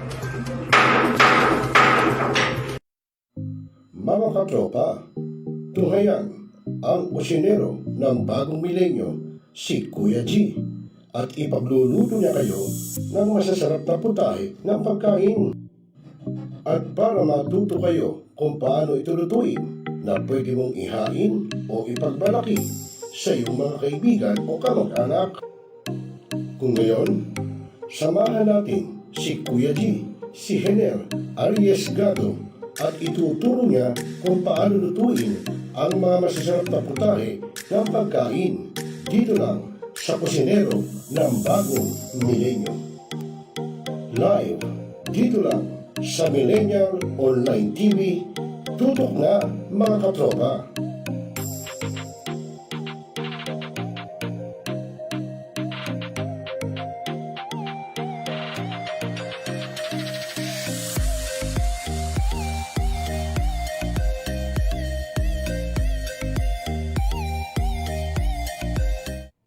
Ikaw ba stress? O may dinaramdam? O gulong-gulo na talaga isip mo? Tumutok lamang at panoorin dito sa Millennial Online TV. May tuturo po ko sa inyong isang paraan upang maibsan at mabawasan niyang problemado ninyong pag-iisip. Ito ay ang Tai Chi Learning Series. Sana po tumutok po kayo at abangan niyo po kung Sabado po ng umaga yan. Dito lamang po sa Millennial Online TV. Salamat po! Talakayin, revisahin, opinyon, palawakin, aksyonan. Kasama si Rosel Lopez, ang inyong katropa, dito lang sa Millennial Online TV. Ang programang ito ay hatid sa inyo ng Uva Ursity na hindi basta ordinaryong tsaa gaya ng sa iba. Dahil sa taglay ng Uva Tea, ang antibacterial, best natural antibiotic, gout, arthritis, neutralizes acidity, prostate problem, gives extra energy, improve stamina, boost the immune system, fight cancer cell, reduce bad cholesterol, normalize blood sugar level, detoxify toxins, infection ng bladder at kidney infections. Naghahanap pa ng mas safe at natural organic herbal na makakatulong para sa mga nararamdaman? O worried pa dahil hindi safe sa labas dahil sa sitwasyon ngayon? Worry no more! UVA Ursi Tea is the answer! The #1 medicinal tea in the Philippines by Best Venture for Beauty, Health, and Wealth. Hindi lang basta tea dahil talagang makakabuti para sa iyong kalusugan. Helps to boost immune system, reduces blood cholesterol levels, helps to normalize blood sugar levels, detoxify toxins, helps to reduce the level of stress and anxiety, at makakatulong para sa mga nararamdaman tulad ng mataas na uric acid, kidney stones, high blood pressure, UTI, at marami pang iba. Approved by FDA, kosher and CCOF certified, 100% organic, proven and tested, and no side effects. Be healthy and live life to the fullest with UVA Ursi Tea. Now available in selected branches of Mercury Drug, selected pharmacies and supermarkets nationwide. For more details, please contact 0915 308 4112.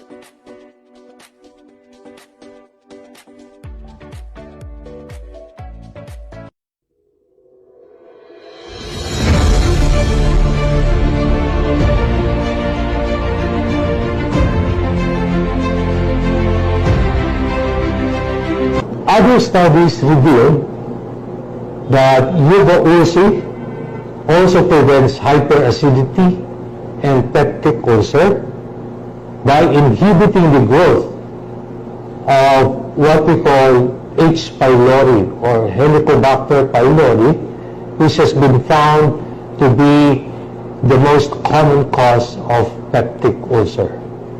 So meaning, if you take a regular glass of this yuba ursi tea, then what happens is that if you're suffering from hyperacidity, chances are you will improve and neutralize the excessive acids in the body, particularly in the stomach, that will help prevent you from getting into severe hyperacidity and later on develop peptic ulcer disease.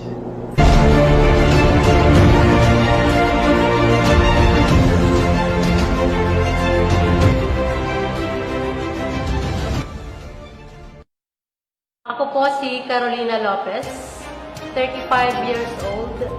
Pinanganak po ako sa Legazpi City, pero sa ngayon ako po ay kasalukuyang naninirahan sa Kainta, Rizal. Graduate po ako as a Bachelor of Secondary Education. Nagtuturo po ako sa loob ng 3 taon sa isang private school. Pero dahil nga sa medyo mababa yung sahod, naisipan kong lumipat sa isang call center. Habang nasa call center ako, umatake itong aking karamdaman na tinatawag na psoriasis. Almost 16 years na siya, pero this past August, siya umatake ng malala na kung saan halos hindi na ako makakita, makalakad, hindi ko na magawa yung mga pangkaraniwang gawain lamang sa bahay. Isang kapatid ko sa member ng Best Venture. Nirekomenda niya ito sa akin. Pero noong una, hindi ako naniniwala. Sinabi ko sa sarili ko, ini-insist niya pa rin na gamitin ko. So sabi ko sa sarili ko, wala namang mawawala kung susubukan ko. Then, ito na nga, binigyan niya sa akin si yuba, tea, at ang grape seed. After 1 month kasi, hindi nga 1 month 1 week, nakita ko na kagad yung pagbabago. Then, kinontinue ko siya kasi sabi ng ate ko, kailangan daw matapos ko yung, maubos ko yung isang box ng grape seed at saka ng tea.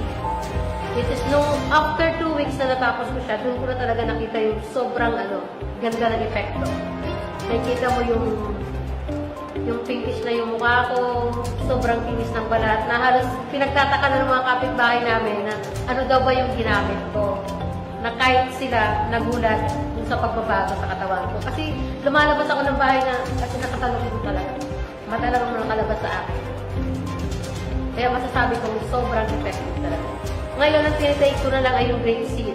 Yung tea, bira na lang siguro every other day.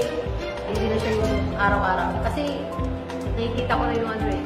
Minsan na hinanapan ko yung katawan mo kung may lumalabas pa bang ano. Mga red spots, mga ganyan. Pero sa ngayon wala na eh. Proud ako na nakilala ko si Best Venture. Ako si Carolina Lopez, 35 years old. Sa ngayon po ay isa akong masasabi kong psoriasis survivor dahil sa Best Venture. Sa mga katulad ko po may ganitong karamdaman, nire-recommenda ko po ito sa inyo na inyong subukan, baka sakaling makatulong sa inyo. Sapagkat sa paggamit po ng Best Venture, wala po itong side effect. Wala kayong mararamdaman na kahit anong side effect sa inyong katawan. Ang makikita nyo lang ay yung paggaling. Yun lang po. Lahat ng yan, mga katropa, ay nasa uva or city ang tsa para sa bagong milenyo. Inom na, mga katropa.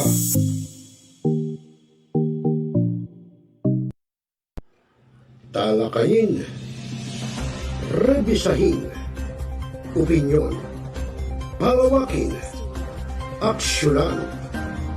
Kasama si Rosel Lopez, ang inyong katropa, dito lang sa Millennial Online TV.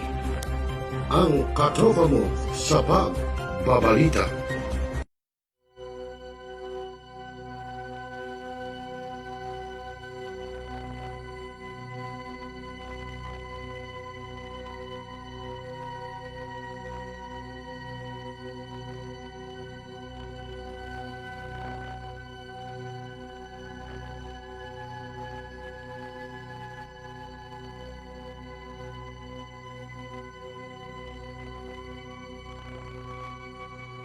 Mga kababayan, ang pambansang awit ng Pilipinas.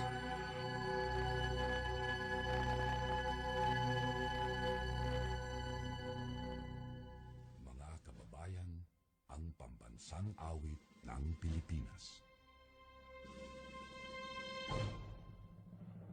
Kayang magiliw, telas ng sikatanan, alam ng puso, sa titik mo'y buhay. Lupang pinilang, kuya ka ng magiting, sa manlulupin, di ka pasisigil, sa nagatang tugon sa simoy at sa langit kong bagaw, ay hinagang tugat, awit sa pagkayang minamahal. Ang isang lang agawan ko'y tagumpay na nagtitigil, ang bituin at karagya, kailan ang ay magtitigil. Lumanang araw ng warhagit pagsika, buhay langit sa piling mo. Ang ligaya na partay mga akit, at mamatay ng dahil sa'yo.